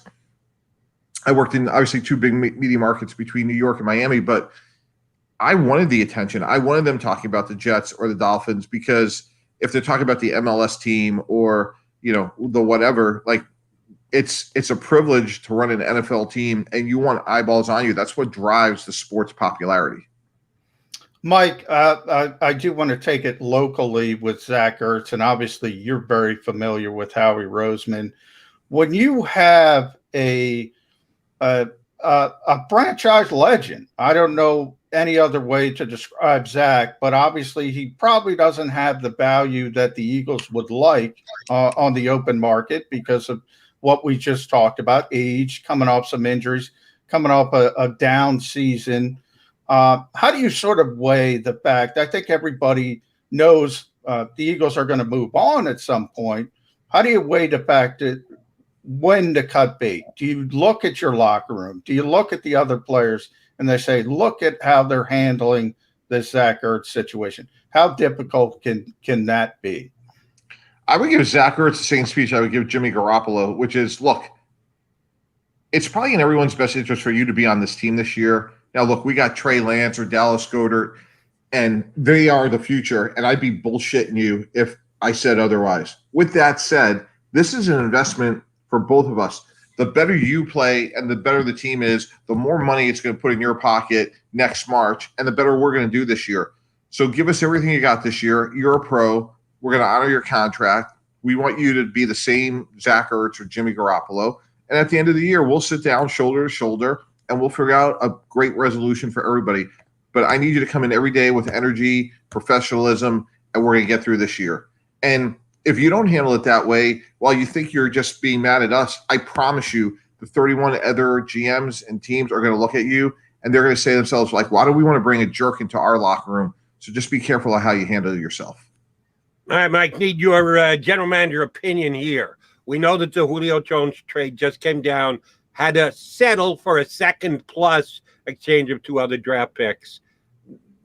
Don't know if it's ever going to get to this, but certainly there's been enough conversation about Aaron Rodgers in Green Bay. If the Packers decide, listen, this has just gotten too ugly and we need to move on, Love continues to show well in whatever practices they're having in Green Bay, and they go, it's time to cut the cord, we need to start the next era of the Green Bay Packers. If you were a general manager who had a need at quarterback and thought Aaron Rodgers was the difference in making a Super Bowl run this year, what kind of value does he have on the open market? What could the Packers expect in return for Aaron Rodgers? Yeah, Joey Mack, it's easy. I don't let Green Bay off the phone. Like, I would get the deal done. And here's why. If we could sit here and say, hey, it's worth maybe 2 1s, if you have to give up a third first-round pick, and that pick's somewhere between, call it 18 and 32, and over time that has a 55 to 58% chance of being a contributing player, when you have a first-ballot Hall of Famer who may get you the Super Bowl. Like, if Aaron Rodgers was on the Denver Broncos, they're probably the favorites to go to the Super Bowl for the AFC. They go in front of Tennessee and Kansas City. It's a bird in the hand is worth 2 in the bush. Like, you're trying to draft Aaron Rodgers. And in this day and age, given his athleticism, lower body flexibility, and his diet and fitness, I think you could get reasonably, 4 to 5 years at a high level. So if I'm another team, I just don't get him off the phone. I get the deal done, whatever it takes. Hey, Mike, speaking of off-season work, I want to get your thought process from mandatory minicamp. Some teams are having them. Green Bay, we're all interested. Aaron's probably not going to show up. It's going to be the $93,000 fine. Minnesota's got Danielle Hunter to deal with. We're going to see if he shows up. In other cities like Philadelphia here, they negotiated with the players. They scaled back, no mandatory work. As an executive, how would you have handled that? Would you try to have hold the line and say, look, we need this, especially with the new coaching staff, or is it not that important? Yeah, context is everything. And I think we have to be sensitive to this, which is, I've been vaccinated. Most of the people I know have been, but not everybody has. And I don't know if you guys saw what happened yesterday with John Rahm, but, he's leading the Memorial Tournament by 6 strokes, and, he tests positive. And it was interesting how they said it from a media perspective, which is, while they can't say if he was vaccinated, what they can say is if you were vaccinated, you weren't being tested. So that leads you to the reasonable conclusion that he wasn't vaccinated. And because of that, I think this is a hard year to drive, hey, we need you here at minicamp. Now, with Nick Sirianni, of course, you want to have as many reps as humanly possible for Nick Sirianni and Jalen Hurts to be on the same page. But, we're still dealing with a very insidious virus. We're still seeing positive tests. So I think this is a year where you can encourage, you can sort of gently try to persuade people. But I think you have to be very respectful that this is a very unique pandemic. We're probably, at the 1 yard line, almost done with it. But until we're there, I think it's hard to say, hey, we need you here, because, again, it's a personal choice and not everyone's vaccinated as of today. That leads perfectly into my next question. Let's say you as a general manager and you as an organization, and you have enough conversations with your boss, the owner, the other people that work with you or under you. As an organization, you believe the vaccination is the way to go. While acknowledging it's a personal choice for everyone, the NFL has put legislation in that if you've got 85% vaccination, you can lessen your protocols, which will make it easier for you to run your organization. How do you get that message out that here's what the Eagles think, without stepping on people's toes, without force feeding anyone's actions. You do have a big hammer, at least with a percentage of your roster. Two guys really close. One's vaccinated, one's not. Guess who's making the team? The vaccinated guy. How do you let that be known in the locker room without coming right out and saying, yeah, you want to make the team, best shot, get your vaccination now. You got to be very careful. How do you pull that off? I think education. I'd be like most things sitting in that seat. You want to be a good listener. If you're not getting vaccinated, I'd like to know why. What are the concerns? Can we help you, work through that? It's a personal choice. So I know Brandon Bean, the GM of Bills, was recently criticized for making comments along those lines. But I think like anything else, Jody Mack, you want to give them as much information as possible. So, Mike, if you are Brandon Bean and he got in a little hot water for saying he might cut a player who wasn't vaccinated versus a player who was, you have this CBA with the union. You can't force the players to get vaccinated. From Roger Goodell's standpoint, it's a sticky wicket. Is there any other aspect in education you can go down? Because it's impossible to get the union to agree to get everyone tested. Yeah. Again, I think this is where you need a healthy relationship with the Players Association, because it's in everyone's best interest to have a full season, to have as many healthy players. It helps revenue. It helps with player health and safety. So to me, if I'm, the commissioner, I'm working with D. Smith, the executive director of the NFLPA, and saying, hey, we're teammates on this issue. Like, there's time and places we're going to butt heads, and that's healthy and natural in a collectively bargain relationship. But right now, we're on the same side of the table, and we need as many players as possible that are to get vaccinated, because just like the expenses alone, that comes off of the money that's going to be shared by the players. So we want to make that pot of money as big as possible for everybody. So let's work together on this. Mike, I maybe asked you this question previously when I had you on a different show. If I do, I forget, so I need to ask it again. Your thought process on, as a general manager, hiring a college coach, that there have been some who have had success, many more who had failures. Really interesting storyline in the NFL this year is going to be Urban Meyer taking over Jacksonville. I think the quarterback that he got is going to make them a better team just by showing up, but he's going to do things the way he wants to do them in Jacksonville. I think we've already seen that. He's got a big power base. What is your general opinion on college coaches making the transformation to the NFL? Does it work? Can it work? Is it doomed for failure? It can work. It's not easy. Nick Saban, arguably one of the greatest college head coaches of all time, was under 500. There's going to be a big learning curve. This is going to test the mindset of Urban Meyer. What I mean by that, like, is it fixed or is it growth? Like, does he realize he doesn't have all the answers? And there's going to be some, we're going to, if you guys have me on in the fall, there's going to be some time like, how come he didn't throw that challenge flag? Or why is this player still on IR? Like, there's a learning curve. And it's not going to happen overnight. And that's something that I think he has a chance. He was successful at Bowling Green. He was successful at Utah, certainly Florida and Ohio State. But this won't happen overnight. Mike, and I want to encourage everybody, Mike Tannenbaum, ex-Jets GM, former Dolphins exec, the 33rdteam.com. You guys call it the think tank. I love it. I think it's one of the best NFL websites out there. Mike's got Joe Banner, ex-Eagles president, a lot of guys writing for the site.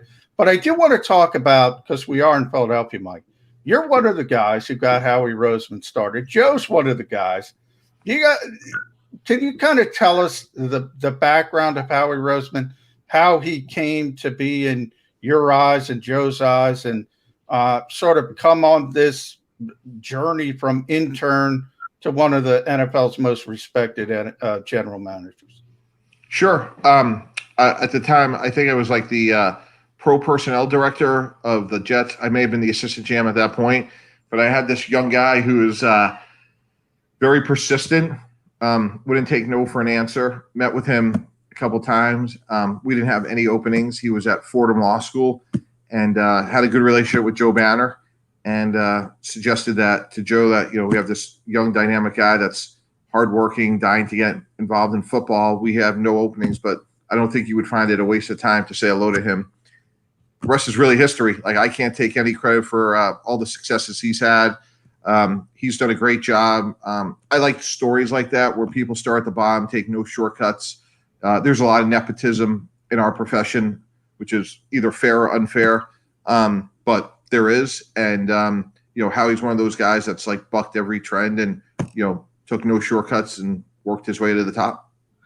Mike, I always give you credit when you were running the Jets because I'm a New York guy and was a Jet fan.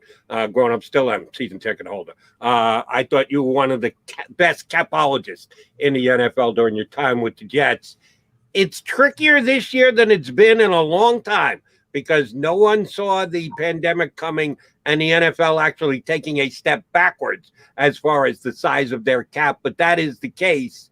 Has anyone in your eyes done a better job handling it, positioning his team for this upcoming season and then the rebound season, if that's what it is? That's what I'm predicting it will be, as far as the cap going back up by leaps and bounds the year after. Who's done the best at keeping their team in the best cap position, in your opinion?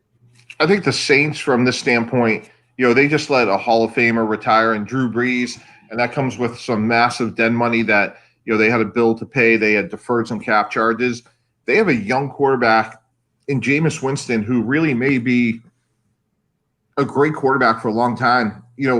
Their backgrounds between Drew Brees and Jameis Winston, while aren't completely the same, are somewhat interesting in terms of Drew Brees had some mixed success in San Diego before he moved on, hurt his shoulder, was franchised, Phillip Rivers. There was a holdout, but bottom line was the Chargers were not dying to keep Drew Brees. He went on, and obviously the rest is history.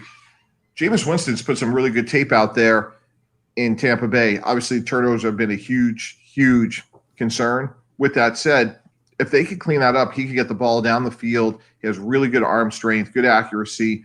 And if I'm the Saints and I could go from Drew Brees to potentially a good starter in Jameis Winston, that's great cap management, great roster management.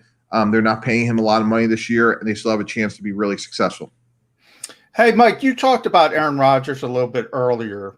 You wouldn't let Green Bay off the phone when you're talking about a Hall of Fame level player like that. I want to talk to you about young quarterbacks, and it seems that the NFL has gone in this direction where they will move on from a young quarterback a lot more quickly than they used to. And you've seen it. We've seen it with Carson Wentz, Jared Goff.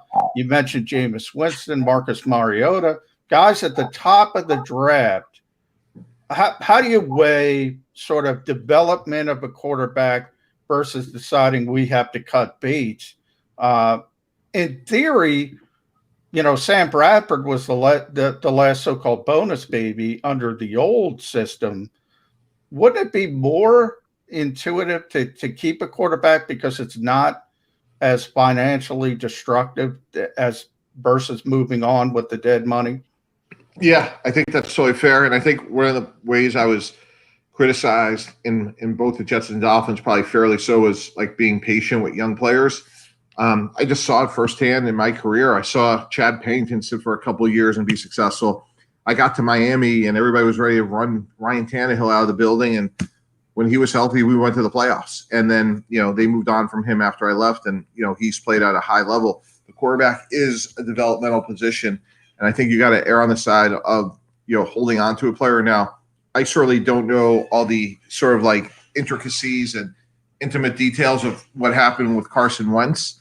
But clearly, both sides felt like a fresh start was necessary. But generally speaking, I agree, holding on to a good young quarterback is certainly the way to go. We forget that, it's amazing to me. When we drafted Mark Sanchez at the Jets, he had started 13 games the year before at SC, and people looked at us like we were crazy. Like, how can you draft such an inexperienced quarterback? Now, San Francisco trades up for, multiple first-round picks for a guy that played one game. The world's just changed. I think Jimmy Garoppolo is a guy that certainly should play this year. I was very critical of the Bengals a year ago. I thought that it made no sense to me whatsoever to trade Andy Dalton, or cut him.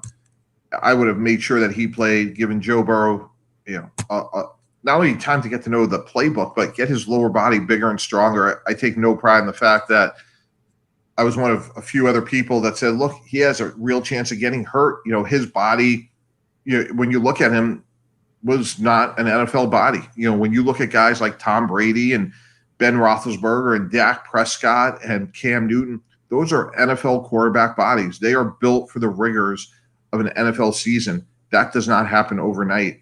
And when you put these quarterbacks out there too soon, you're putting them into harm's way. Very interesting. All right, Mike, as you just mentioned, Ryan Tannehill was your guy. Now he's going to benefit from Julio Jones. So you're not that far removed from being the man in charge of an NFL team, but it's been a couple of years. What do you miss the most? What aspect do you miss on a day in, day out basis that this used to be exciting and challenging and fun? And what's the one aspect you go, damn, if I never have to do that again, that's perfectly fine with me. Give me the yin and the yang of being a general manager as you see it now a couple of years removed. The second part's the easy part, cutting a player. That was by far the hardest thing to do.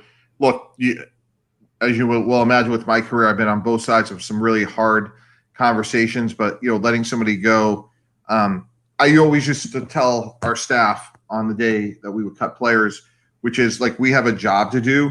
But shame on us as human beings if somewhere inside of us this isn't extraordinarily painful to cut whatever the number would be, 20, 25 players. So this is going to be a hard day for everybody, including us. And if it isn't, like, there's something wrong with you. Now, we have a job to do and we're going to do it, but it should bother us. Like, this should not be an easy day. In terms of what do I miss, it was really more the intangible of walking in every day, everybody having the same jersey on, trying to accomplish something greater than ourselves, and obviously the 30 to 45 seconds after the game, after a win, there was nothing like it. And my personality certainly was like, it was a blessing and a curse, because it literally was like 45 to 50 seconds of like joy, because then after that it was like, all right, what's next? What's the next problem? Like, who got hurt? What are we dealing with? Who's upset about their contract? Who has the wrong title on their staff? Like, what's the complaint today? And that can wear on you. But you have to understand that's when you have the privilege of these jobs, you have to embrace that. But there's nothing like a win. It's intoxicating. Last one from me, Mike. Everybody go to the 33rdteam.com. Mike Tannenbaum, ex-GM of the Jets, ex-executive of the Dolphins. You mentioned NFL body. My ears perked up there for one reason, Devontae Smith. Does he have an NFL body? Does that concern you at all? Well, I would say not yet. Look, I was at the national championship game, Alabama, Ohio State, and I was going to the stadium thinking that could Justin Fields close the gap and maybe work himself into that conversation because he played so well the week before. I left the stadium saying like the best football player on that field was Devontae Smith. Just in terms of Ohio State knew he was getting the ball and they still couldn't cover him.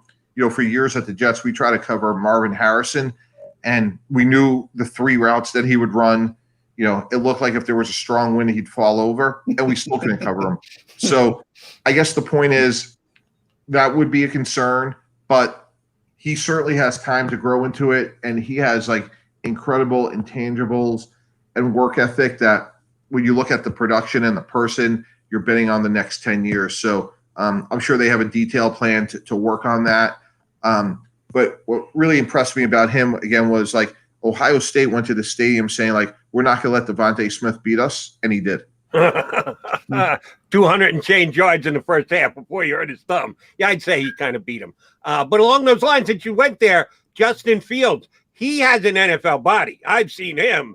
He looks like he can take the rigors of playing quarterback in the NFL. We saw the big game against Clemson, then the championship against Alabama. I would say it was more the defense's fault from not stopping Devonta Smith than it was Justin Fields. What was your final estimation heading into the draft of what kind of an NFL quarterback Justin Fields is going to be? Jody Mack, he kind of went where I thought. I liked him.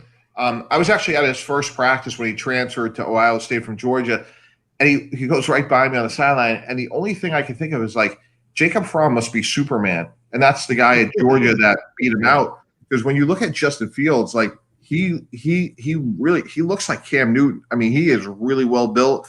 There were a couple games in the end Northwestern I didn't think he played well, but I like him a lot. I thought, it's a remarkable, and this is what's so great about the league is, if the three of us were having this conversation in February and we said, if we had to raise our children based on the quarterback room of the Bears or the Packers, the three of us wouldn't blink and say, oh, we're going to take the Green Bay Packers.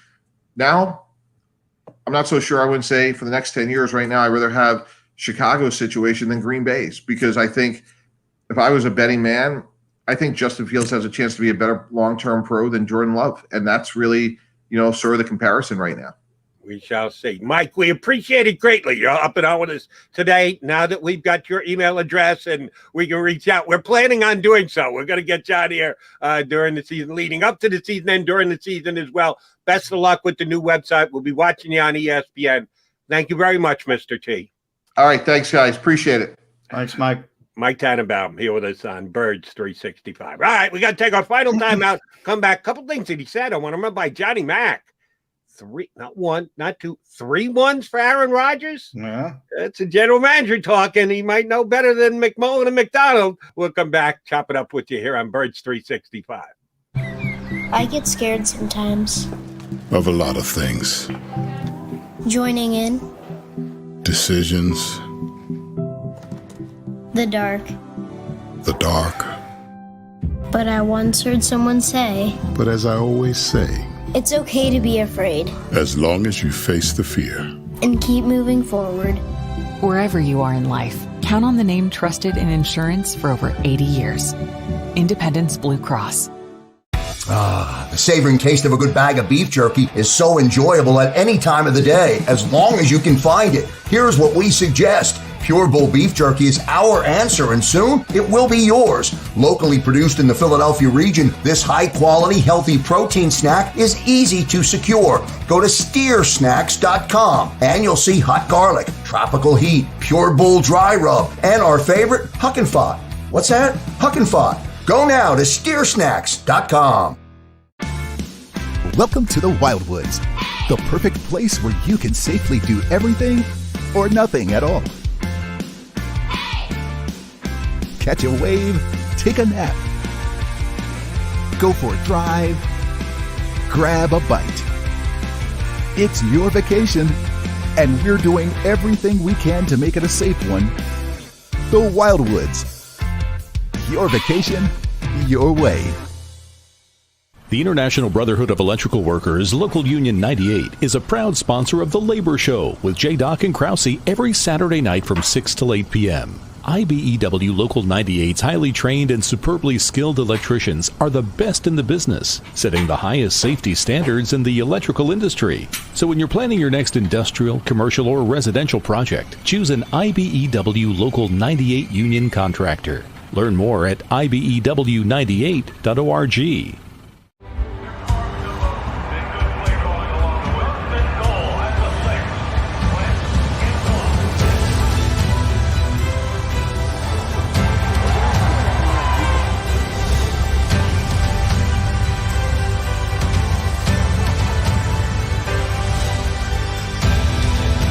Field of life, First Trust Bank is there for you.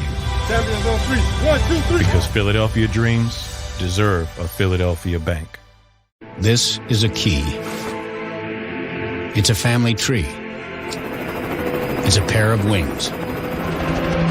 It's a secret handshake. And a ticket to anywhere in the world. It's more than a uniform. It's the door to a world most people only dream of. There's Strong, and then there's Army Strong. Try it on at GoArmy.com.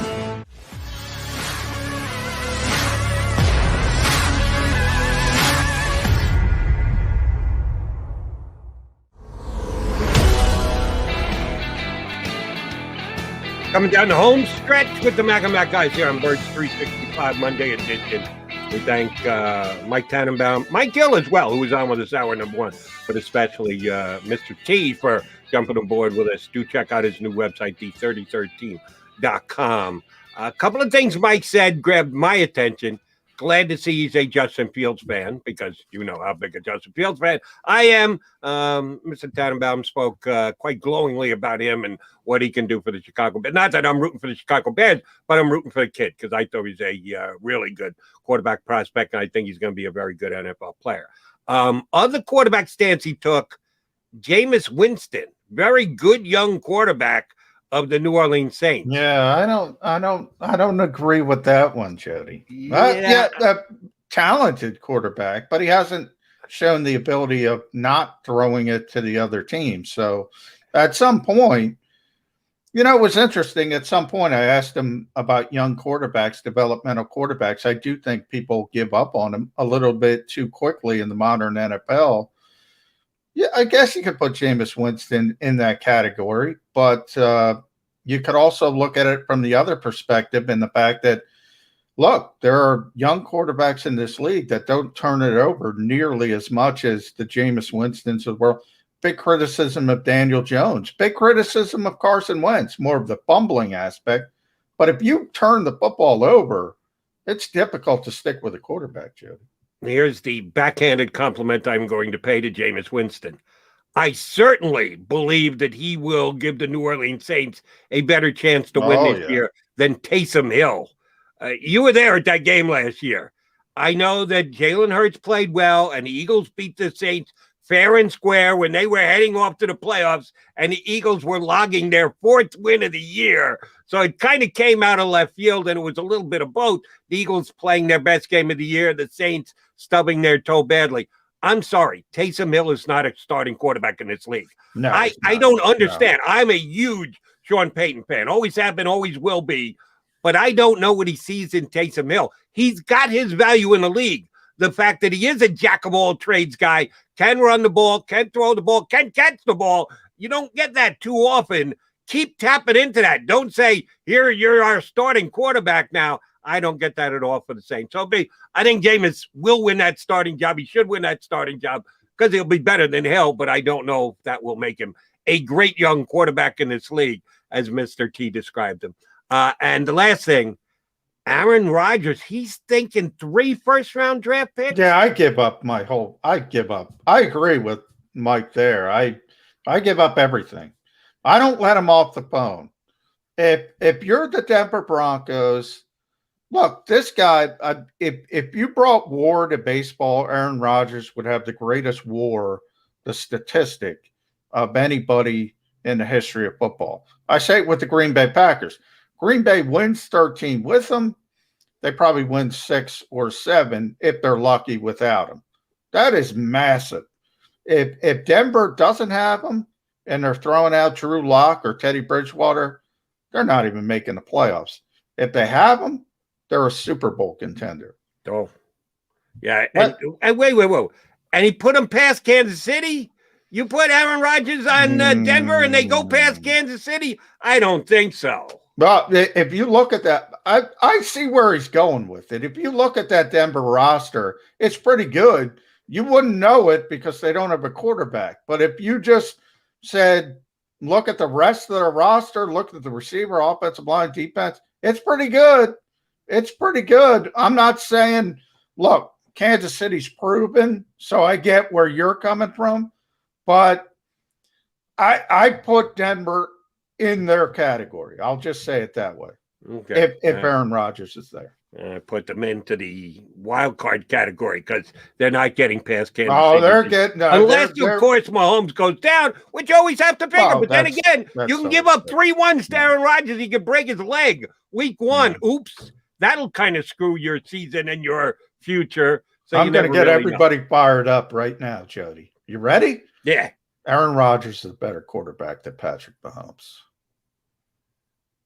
In what way? You need to further define. He's a better quarterback. He's a better player than Patrick Mahomes. He will be a better player in this upcoming season? Yes. Yeah, no, I can't go there. I'm an Aaron Rodgers fan, but Mahomes is just... He's the best quarterback in the NFL. Now, I'm not talking about, obviously, Patrick is much younger.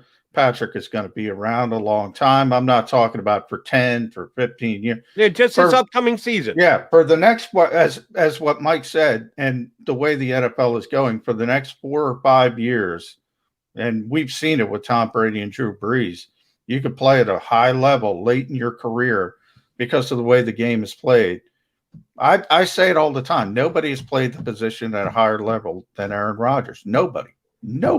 What I've said about Aaron Rodgers, and it's been at least 7 years now, if not more than this.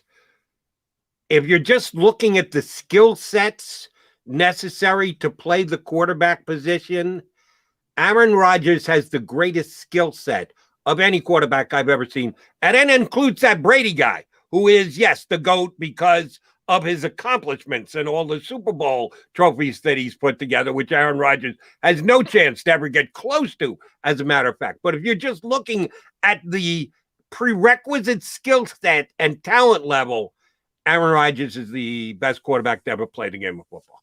I agree with that. But for this upcoming year, Patrick Mahomes is going to be better. So we agree and we disagree. Well, he thinks so. He thinks he's going 20-0. Agree and disagree at the same time. That's never happened before. It happened again today. It'll happen again tomorrow and the day after that and the day after that. Partner, my clock says we're out of time. You want to try this again tomorrow so we can agree and disagree? We are going to do it, and there's going to be more disagreements, I think. Who knows, though? Agreements. Maybe some agreements. Agreements and disagreements right here on Birds 365. Again, thanks to Mike Gill, Mike Tannenbaum popping on. We'll have a good guest or two for you tomorrow. Come back in 22 hours right here to Birds 365. If you missed any of today's show on the JAKIB Media channel, listen to the podcast on your way home. Available on YouTube, Apple, and Spotify.